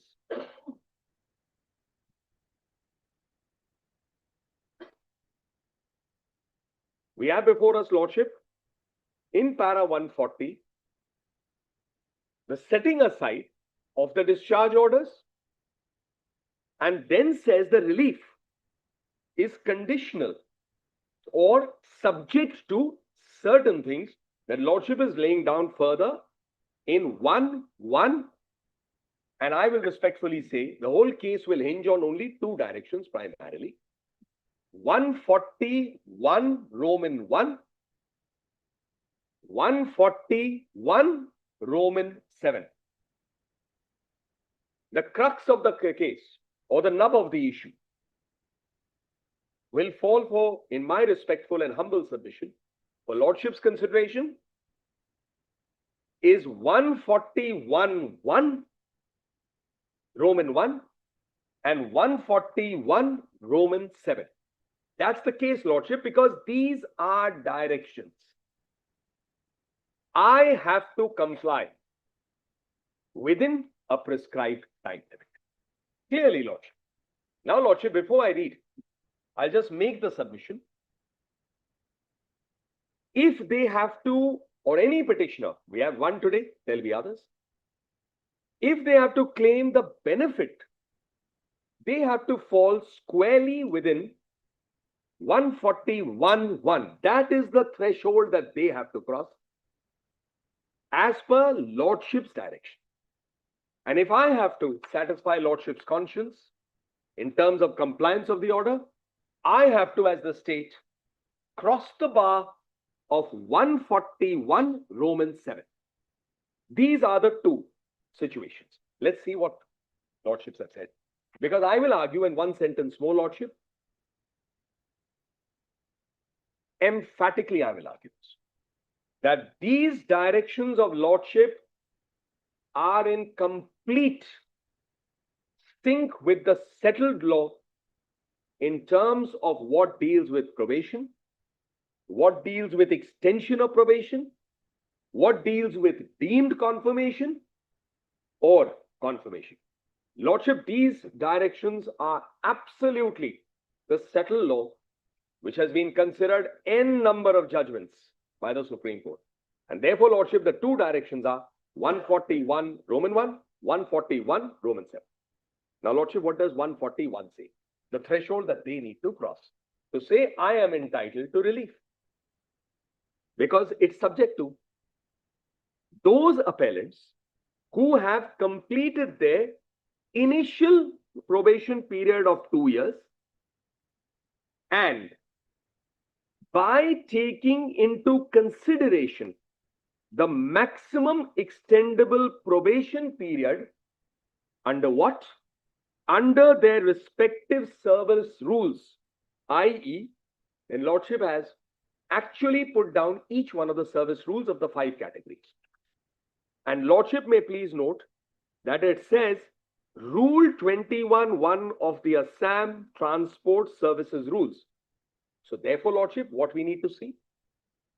An appellant, in this case, the one who's alleging contempt, has to now, if that person has completed initial 2 years and by taking into consideration the maximum extendable period for probation under the Assam Transport Rules 21(1), and then Lordship may note in the second last sentence, such person, after consideration of this, is liable to be reinstated within a period of 50 days. Which means, Lordship, and that's Lordship has considered it in para 54, para 55, the rules are all considered, and para 62. 3 paragraphs Lordship may mark. I don't need to take Lordship there, but Lordship, I'll in fact in a moment do it. Lordship 54, 55 and 62 of Lordship's judgment specifically deal with the scheme, the rules. Now, Lordship, therefore, the second part, let's come to 7. 1, 2, I'll read 2. Yes. Then, Lordship, it says, for those appellants whose period of probation have not been completed, by taking into consideration the initial probation period and the maximum extendable probation period under the respective service rules referred here and above, the competent authorities are directed to pass what? Such appropriate orders as may be deemed fit and appropriate, considering the finding in this judgment and order, as well as by taking into account all relevant factors as may be permissible in law. Pause. Now, Lordship, up to this point, there are 3 things that Lordship has laid down in the final directions. 1, with regard to the probation, those who have not completed that initial probation, Lordship, by taking into consideration the maximum extendable period of probation under the respective rules, then the state authority or the authority of the transport department, they are to consider the findings in this judgment and order, as well as take into account all relevant factors. I am bound by the rules, Lordship. Lordship has given me that leeway because the rules have never been challenged. The rules are permanent. They are not under challenge. They are not a subject matter. And Lordship, in fairness, Lordship, then in your judgment, Lordship, that this court has specifically said, consider all this. Then says this exercise shall be done in 50 days.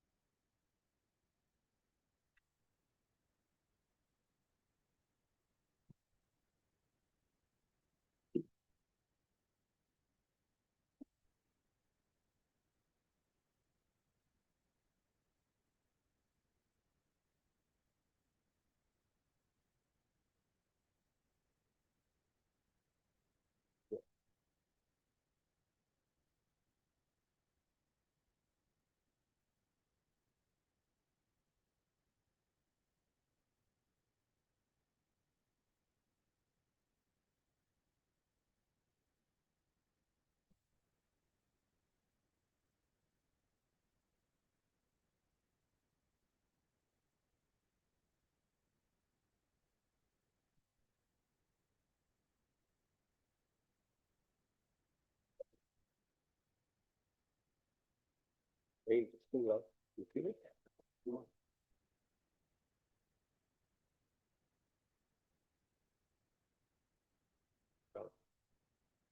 Which page?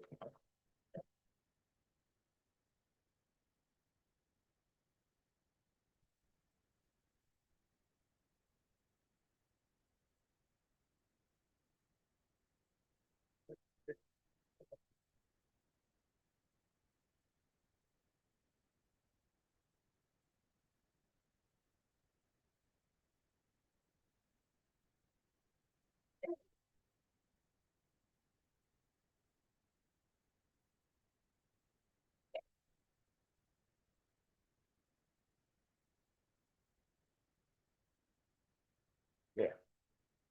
Now, Lordship, we come to direction 7. Roman 7. If there are any appellants whose probation period has not been completed, specific direction, Lordship, they would not become entitled to be reinstated in service. It can't be more clear than that, Lordship. However, in respect, that means if probation is not completed, they cannot be reinstated.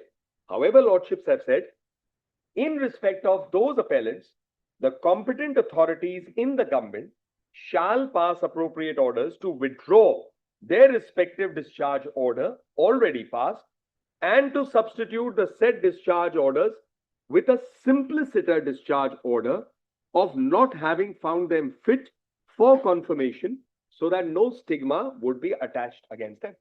So obviously, Lordship, an order would need to be passed if you have not completed your maximum probation period and you would not be entitled. Now, Lordship, for a moment, may I request Lordship to please come to para 13 of Lordship's order. That's why I said I will quote the order because Lordship has reproduced it here. I don't need to go at different places. Let us look at the rules of the Transport Department. It is the rule 21.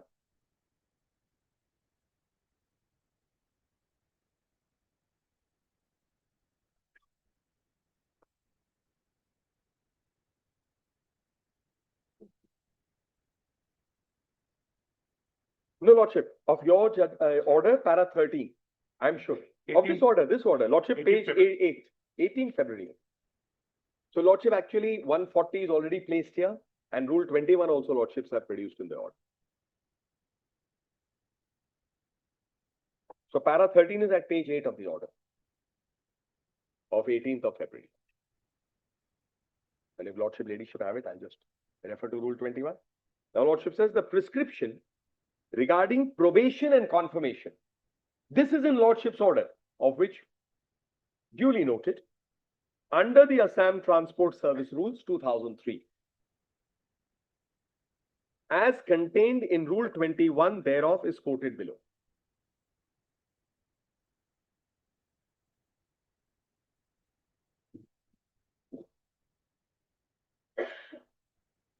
Lordship may see Rule 21, probation and confirmation.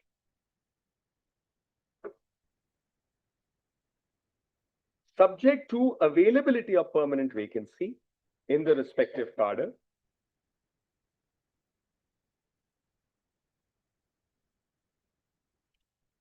a member shall be placed according to his seniority, please mark Lordship, on probation against a permanent vacancy for a period of 2 years before he is confirmed against the permanent vacancy. So minimum period 2 years.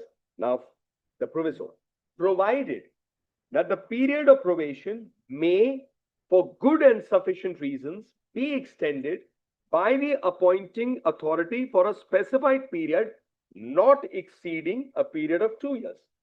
So therefore, Lordship, Transport Department, Rule 21, the transport rules, provides specifically for 2 plus 2. And Lordships have said taking into account the maximum period of probation. That's the direction. Now, Lordship, the second part is equally relevant. 2 plus 2. What about confirmation? Because confirmation is what makes a person a permanent employee after. What does the rule say? Number 2, 21(2). a member placed on or on probation under sub-rule 1 shall be confirmed against a permanent vacancy subject to the following conditions. So there are two condition precedents. Number 1, he has completed the period of probation to the satisfaction of the appointing authority, which means there has to be, and that's law, Lordship. That's why I said Lordship's directions are completely based on the settled law, that there has to be an order of confirmation from the satisfaction from the appointing authority. And the second part also has to be done. He has successfully undergone the training and passed the departmental examination, if any, prescribed by the government under Rule 80. Now, Lordship, respectfully, that has not been done. The government has never, not just in this appellant's case, not issued a single satisfaction order in the name of the governor. And in fairness, none of them can produce that either.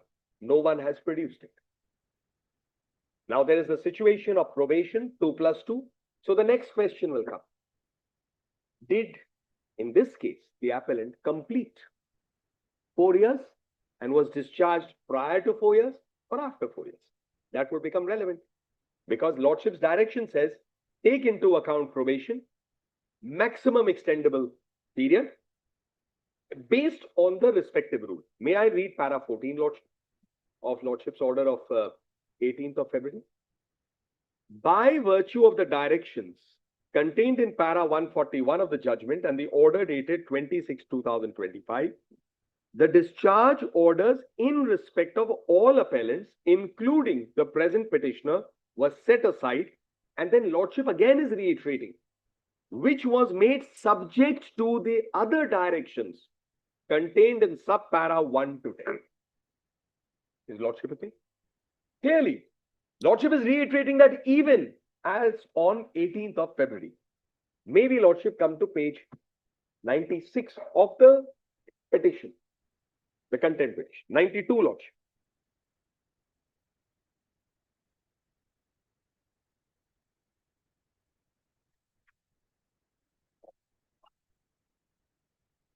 And I would request Lordship to please consider para 54.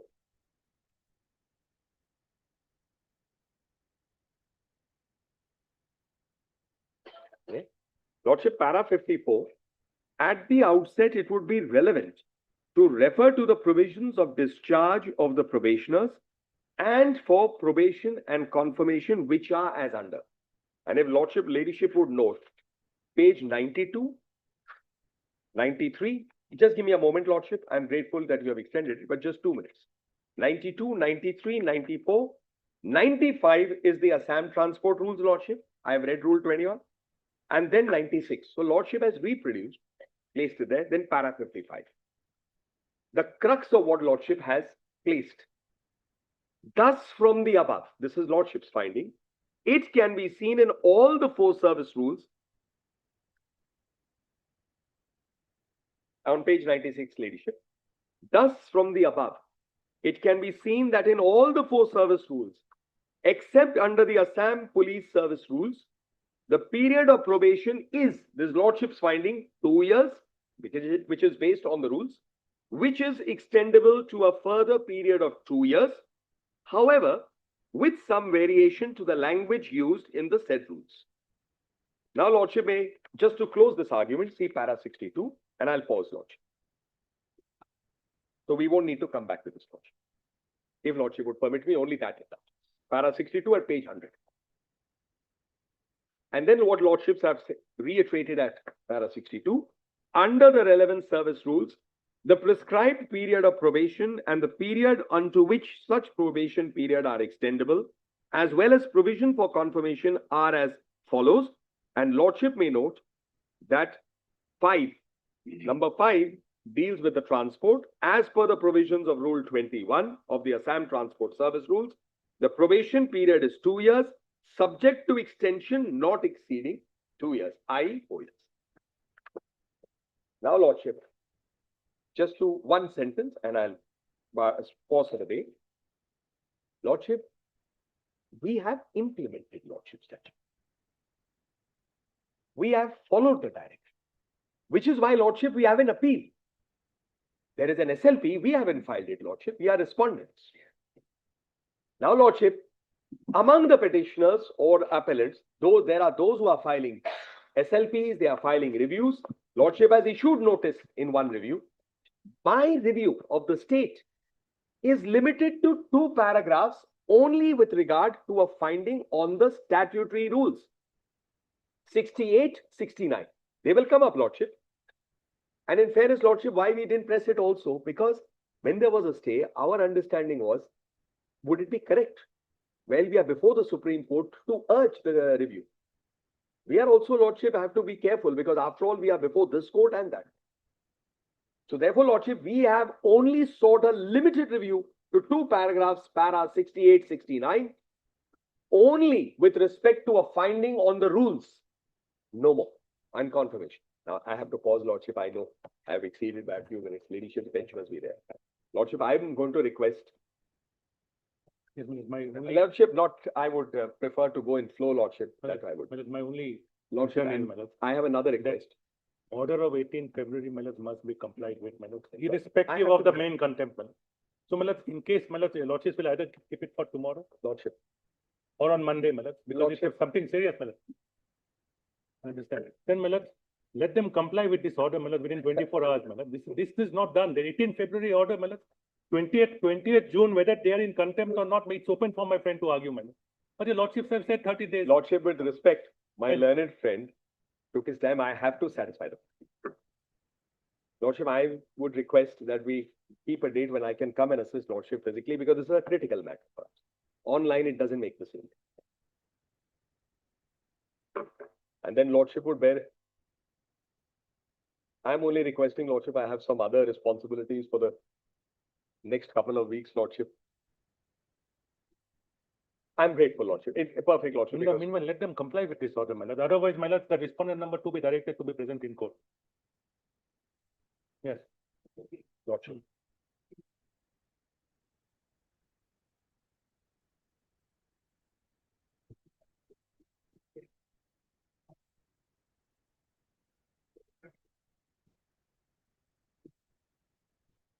No, Lordship, no. Yes, of course, Lordship, I will also as an officer, I will also, Lordship, as an officer, on the tone and tenor, I must point out, Lordship, this is not.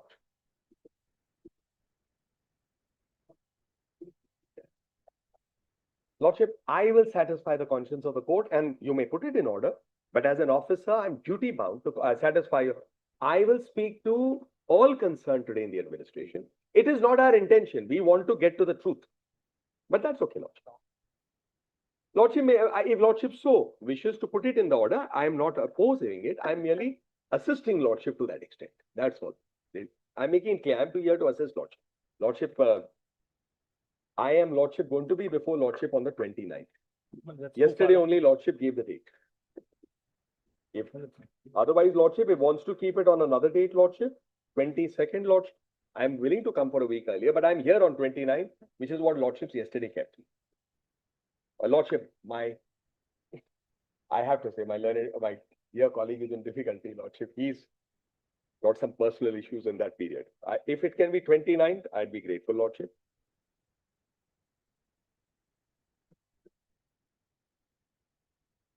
Pedro? Okay, Lordship. Yes, Lordship, I propose 30th is good, Lordship. 30th of April. Well, in the meanwhile, let them Just one request, Lordship. implement the order, my lord. What? Every day, my lord, is becoming. Yeah, it's very difficult for Lordship, us I to have explain only- to our client also. I thought, my lord, he had joined yesterday when she came for the conference to brief. I have a with my request, friend, Lordship. Would Lordship be so kind to keep it? I would like to finish it on that day because I'm not trying to drag it. If Lordship can just keep it in the pre-lunch it starts, I'll finish. The Lordship, I understand there are some bench now constraints also. It's only a request. On that day, on the, if I have that permission, I'll do it, Lordship.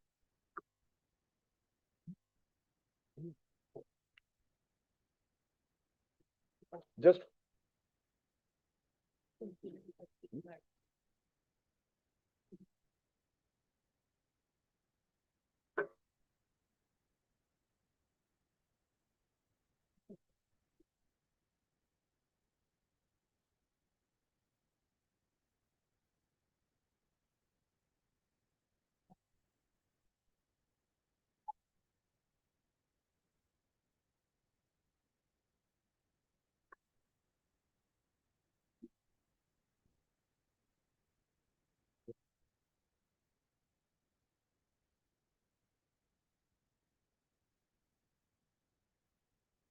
Lordship, just one gentle request if I have Lordship. My learned friend is pressing on join.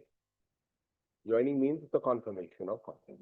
I am Lordship placing for consideration before this honorable court Lordship that respectfully we are being heard, that we are duty bound, but there is no contempt, and that's what we would need to, at the end of which Lordship will finally say. So therefore, Lordship, on 30th, we will pass whatever Lordship orders we are there, we are duty bound then to follow it in due course of law. But with regard to the arrest or the concern that there may be, I'm not here. I am 1 minute, I'm addressing the court. Lordship will give a short.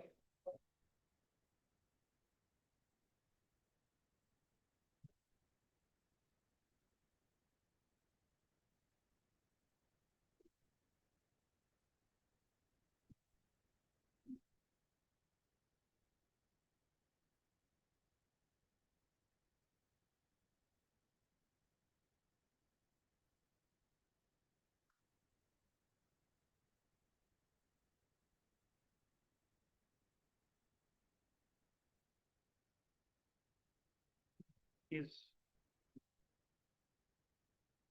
operating, Bandhu. unless the order is complied with, Wants to pursue. the order dated 18/2/2026 would only remain on paper. Accordingly, he has submitted that at least till the next date of listing, it should be a positive directive for restoring the service of the petitioner. Next, the submissions of the learned senior counsel for the respondent. We have submitted our unconditional apology. Against inconsistency. 29, 30. 30 April is voted. 29, 30. 29, 30. Next, both. As the state, as the respondent have taken a plea, there is no willful and deliberate violation of the order of the court. And then whatever action taken is in strict compliance of subparagraph 7 Roman 7 of paragraph 140. The court proposes to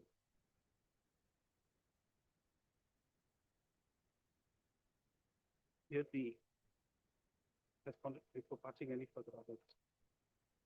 Next one. As the bench will not be available for the next 2 weeks, taking into account the new vacancies. This is the matter on matter on 30/4/2020. But 38 minutes, I'm in some difficulty. 29, 38 minutes, I have an arbitration fixed. Then this is the date. Whatever your lordships will give me, except 29, 38. Following week, Lordship, whatever day. So this date, both of you agree to a date. 5th, 7th, whatever. I know, I have no problem, Lordship. You agree to a date, both of you. No, my 29, 38 is difficult, but otherwise your lordships may fix it. Who's the date?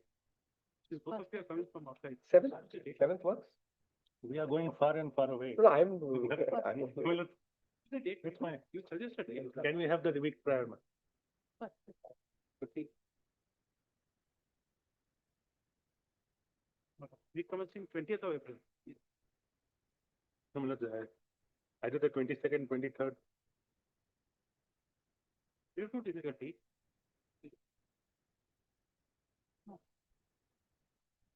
Okay. What's the preponement to the week? I said 22nd, Lordship, originally, but Lordship said it may not suit Lordship, and therefore said 29. 30th, I suggested even 29.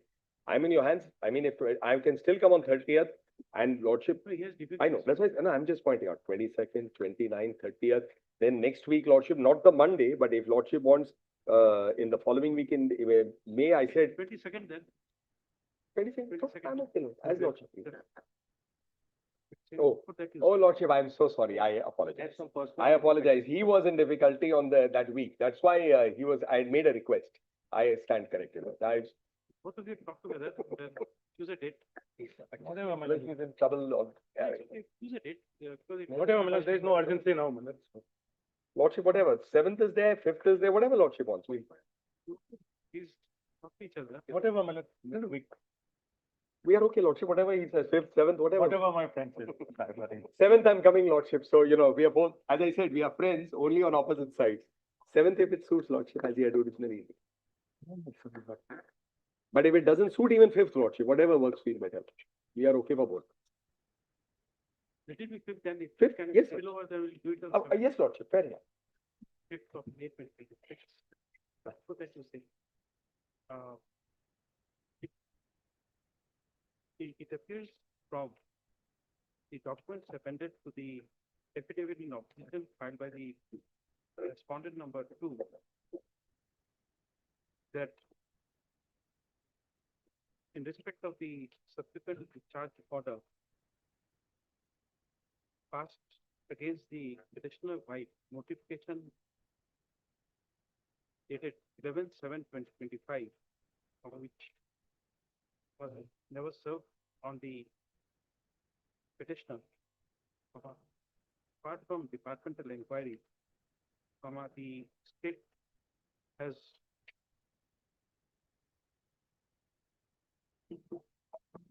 also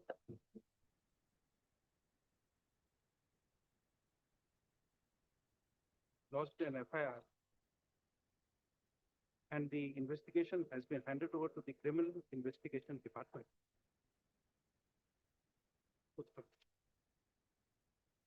On a perusal of the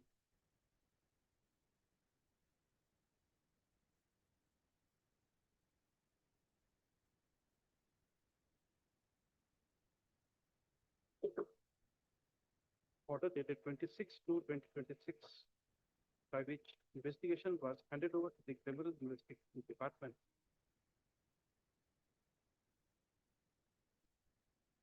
Now it appears that it is mentioned that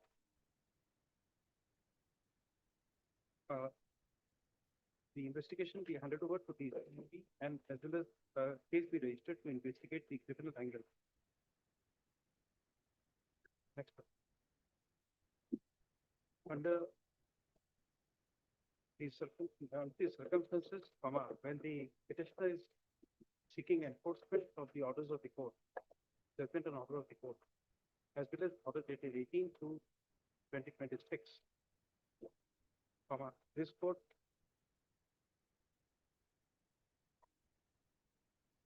is of the considered opinion that this is an appropriate case to invoke our powers under Article 215 of the Constitution of India.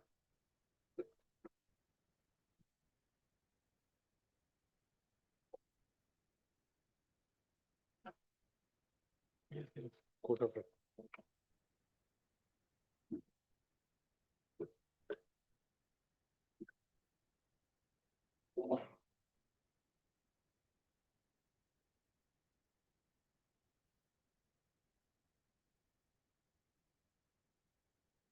which is held to be an independent jurisdiction of original nature, as held by the Supreme Court of India in the case of High Court of Judicature at Allahabad versus Raj Kishore, CIR 1997 SC 1186.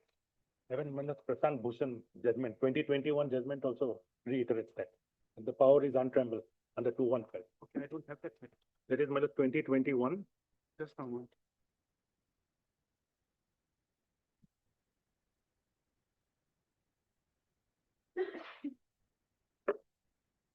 (2021) 1 SCC, page 745. Can you just indicate what is the operative part there? Yeah, my lord, the argument was that the charge and all has to be framed.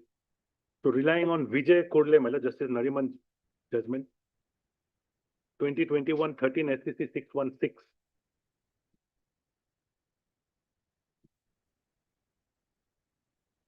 Court says, my lord, the bare reading of Article 129 in case of Supreme Court shows that this court, being a court of record, shall have all the powers of such a court of record, including the power to punish for contempt itself.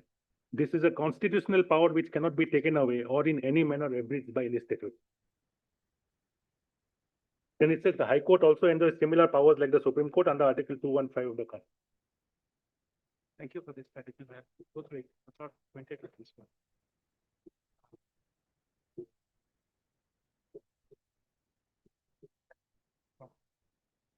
Prohibit the state respondents from arresting the petitioner in connection with the FIR or criminal case filed on an allegation that the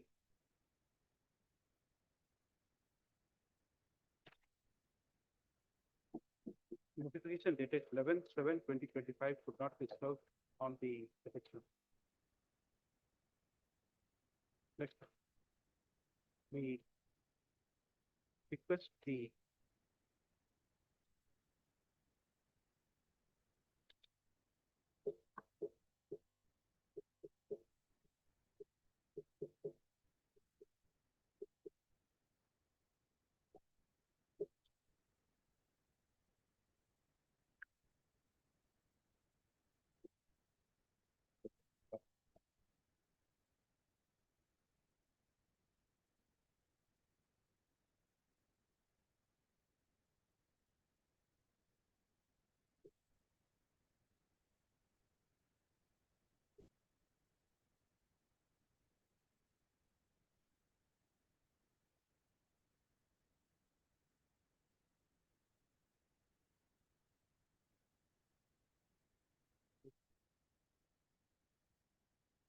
not take any coercive steps against the petitioner.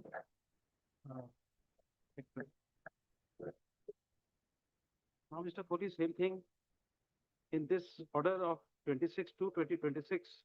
Lord, Can we have any email address to communicate this order to the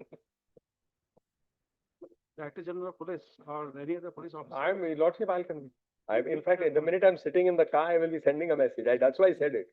Then you say to request the Mr. Nath, you are also in this matter. Then we request you, because you are the senior government advocate, to communicate. It would not be appropriate to request the senior counsel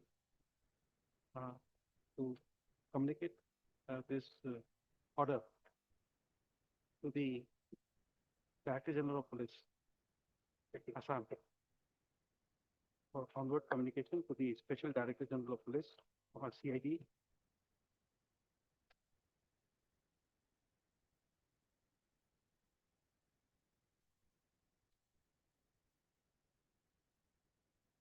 Expect responses. Your Lordship, I wouldn't be sending an email. I would be calling and sending a message.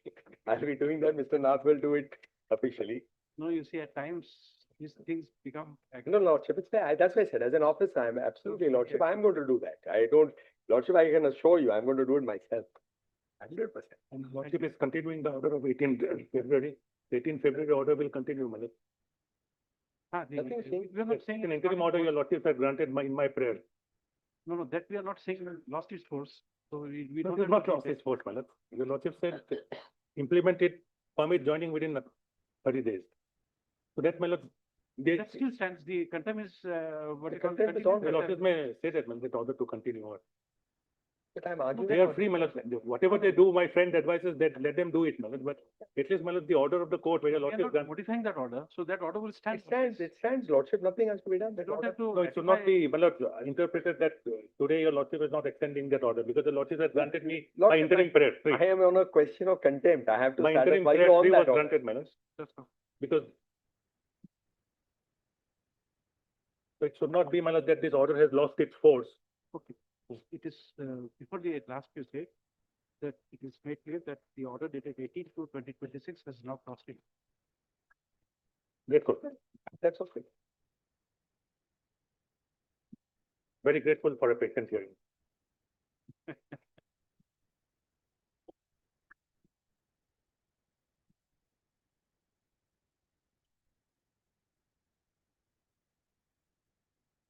see, the advantage of a very good an erudite submission is that we can't stop you. Lordship, in fairness, we sit in the court. You don't stop anybody, Lordship. You Yes. hear everybody. Very patient. You are It's patient. a very good everybody. court. I've not seen Lordship stop anybody. Yes, sir. That's how. So we know we will be able to do all our submissions. Then, of course, Lordship, it's your concern. I'm grateful to Lordship. In this matter, I have communicated with the department, Lordship, but the department has sought for some extension of time, Lordship, Time for furnishing us the instructions, Lordship, as regards the appointment of the writ petitioner, Hadaya Begum. I have communicated them the last order also, Lordship. They are seeking for some time, for some accommodation, Lordship. sometime is 5 o'clock day. No, Lordship, 2 weeks, Lordship. No, after 2 weeks, then the due vacations will come. We can't give you that amount of time. Or Lordship, in the next week, any day. Choose a date.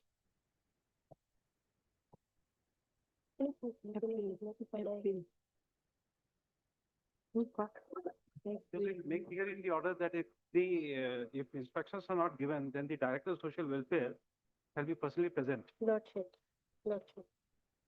When? Any date, Lordship, first of April. 6th of April. Lordship. You shall not an government advocate has submitted that the last order dated 19/3/2026 was communicated to the respondent authority, the petitioner authorities, and they have sought for further time to provide instructions. Next paragraph. The respondents, the petitioners,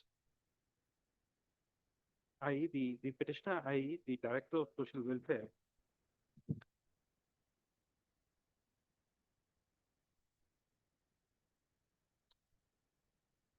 is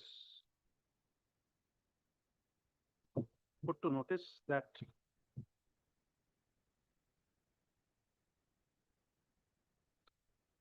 if appropriate instructions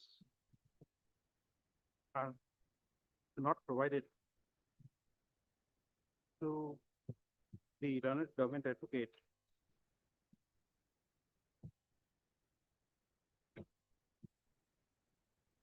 comma,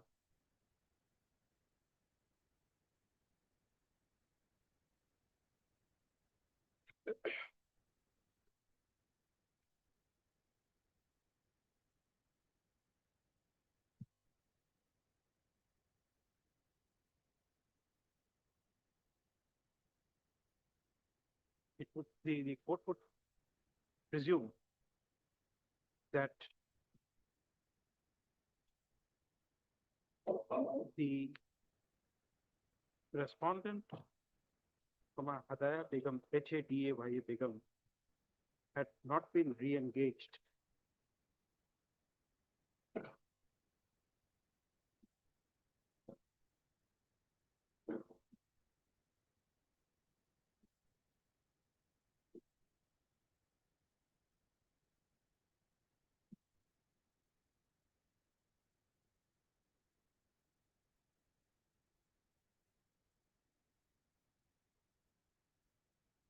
and therefore the statement that therefore inference would be drawn that the statement made in paragraph 11 of this review petition is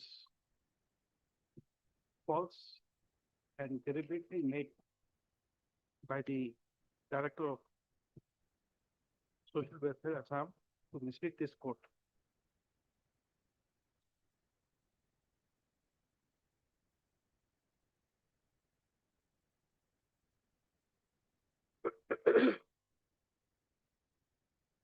with the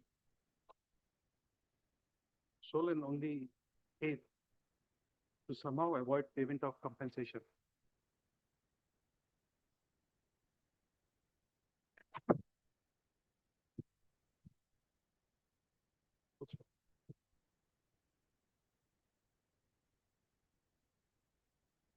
If any affidavit is desired to be filed, or the same should be filed within 2/4/2026.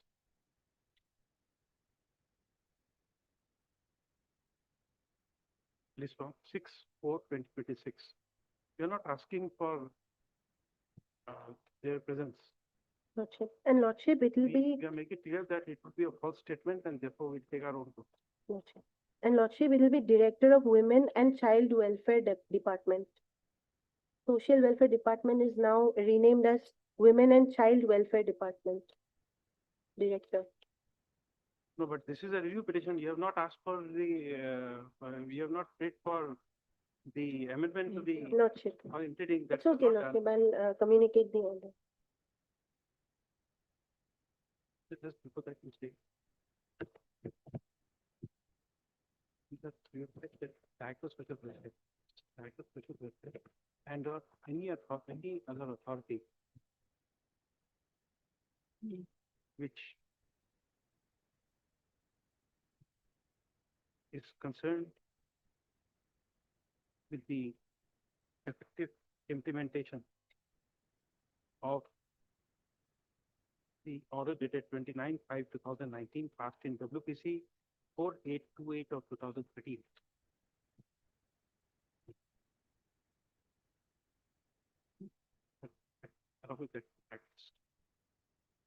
So we are not telling that name, but we have added whoever is responsible for implementation. Lordship. So we have not paid for the amendment of the COSTET. Lordship. Review petition. Okay. If it doesn't come, then this statement would be treated as false. Lordship.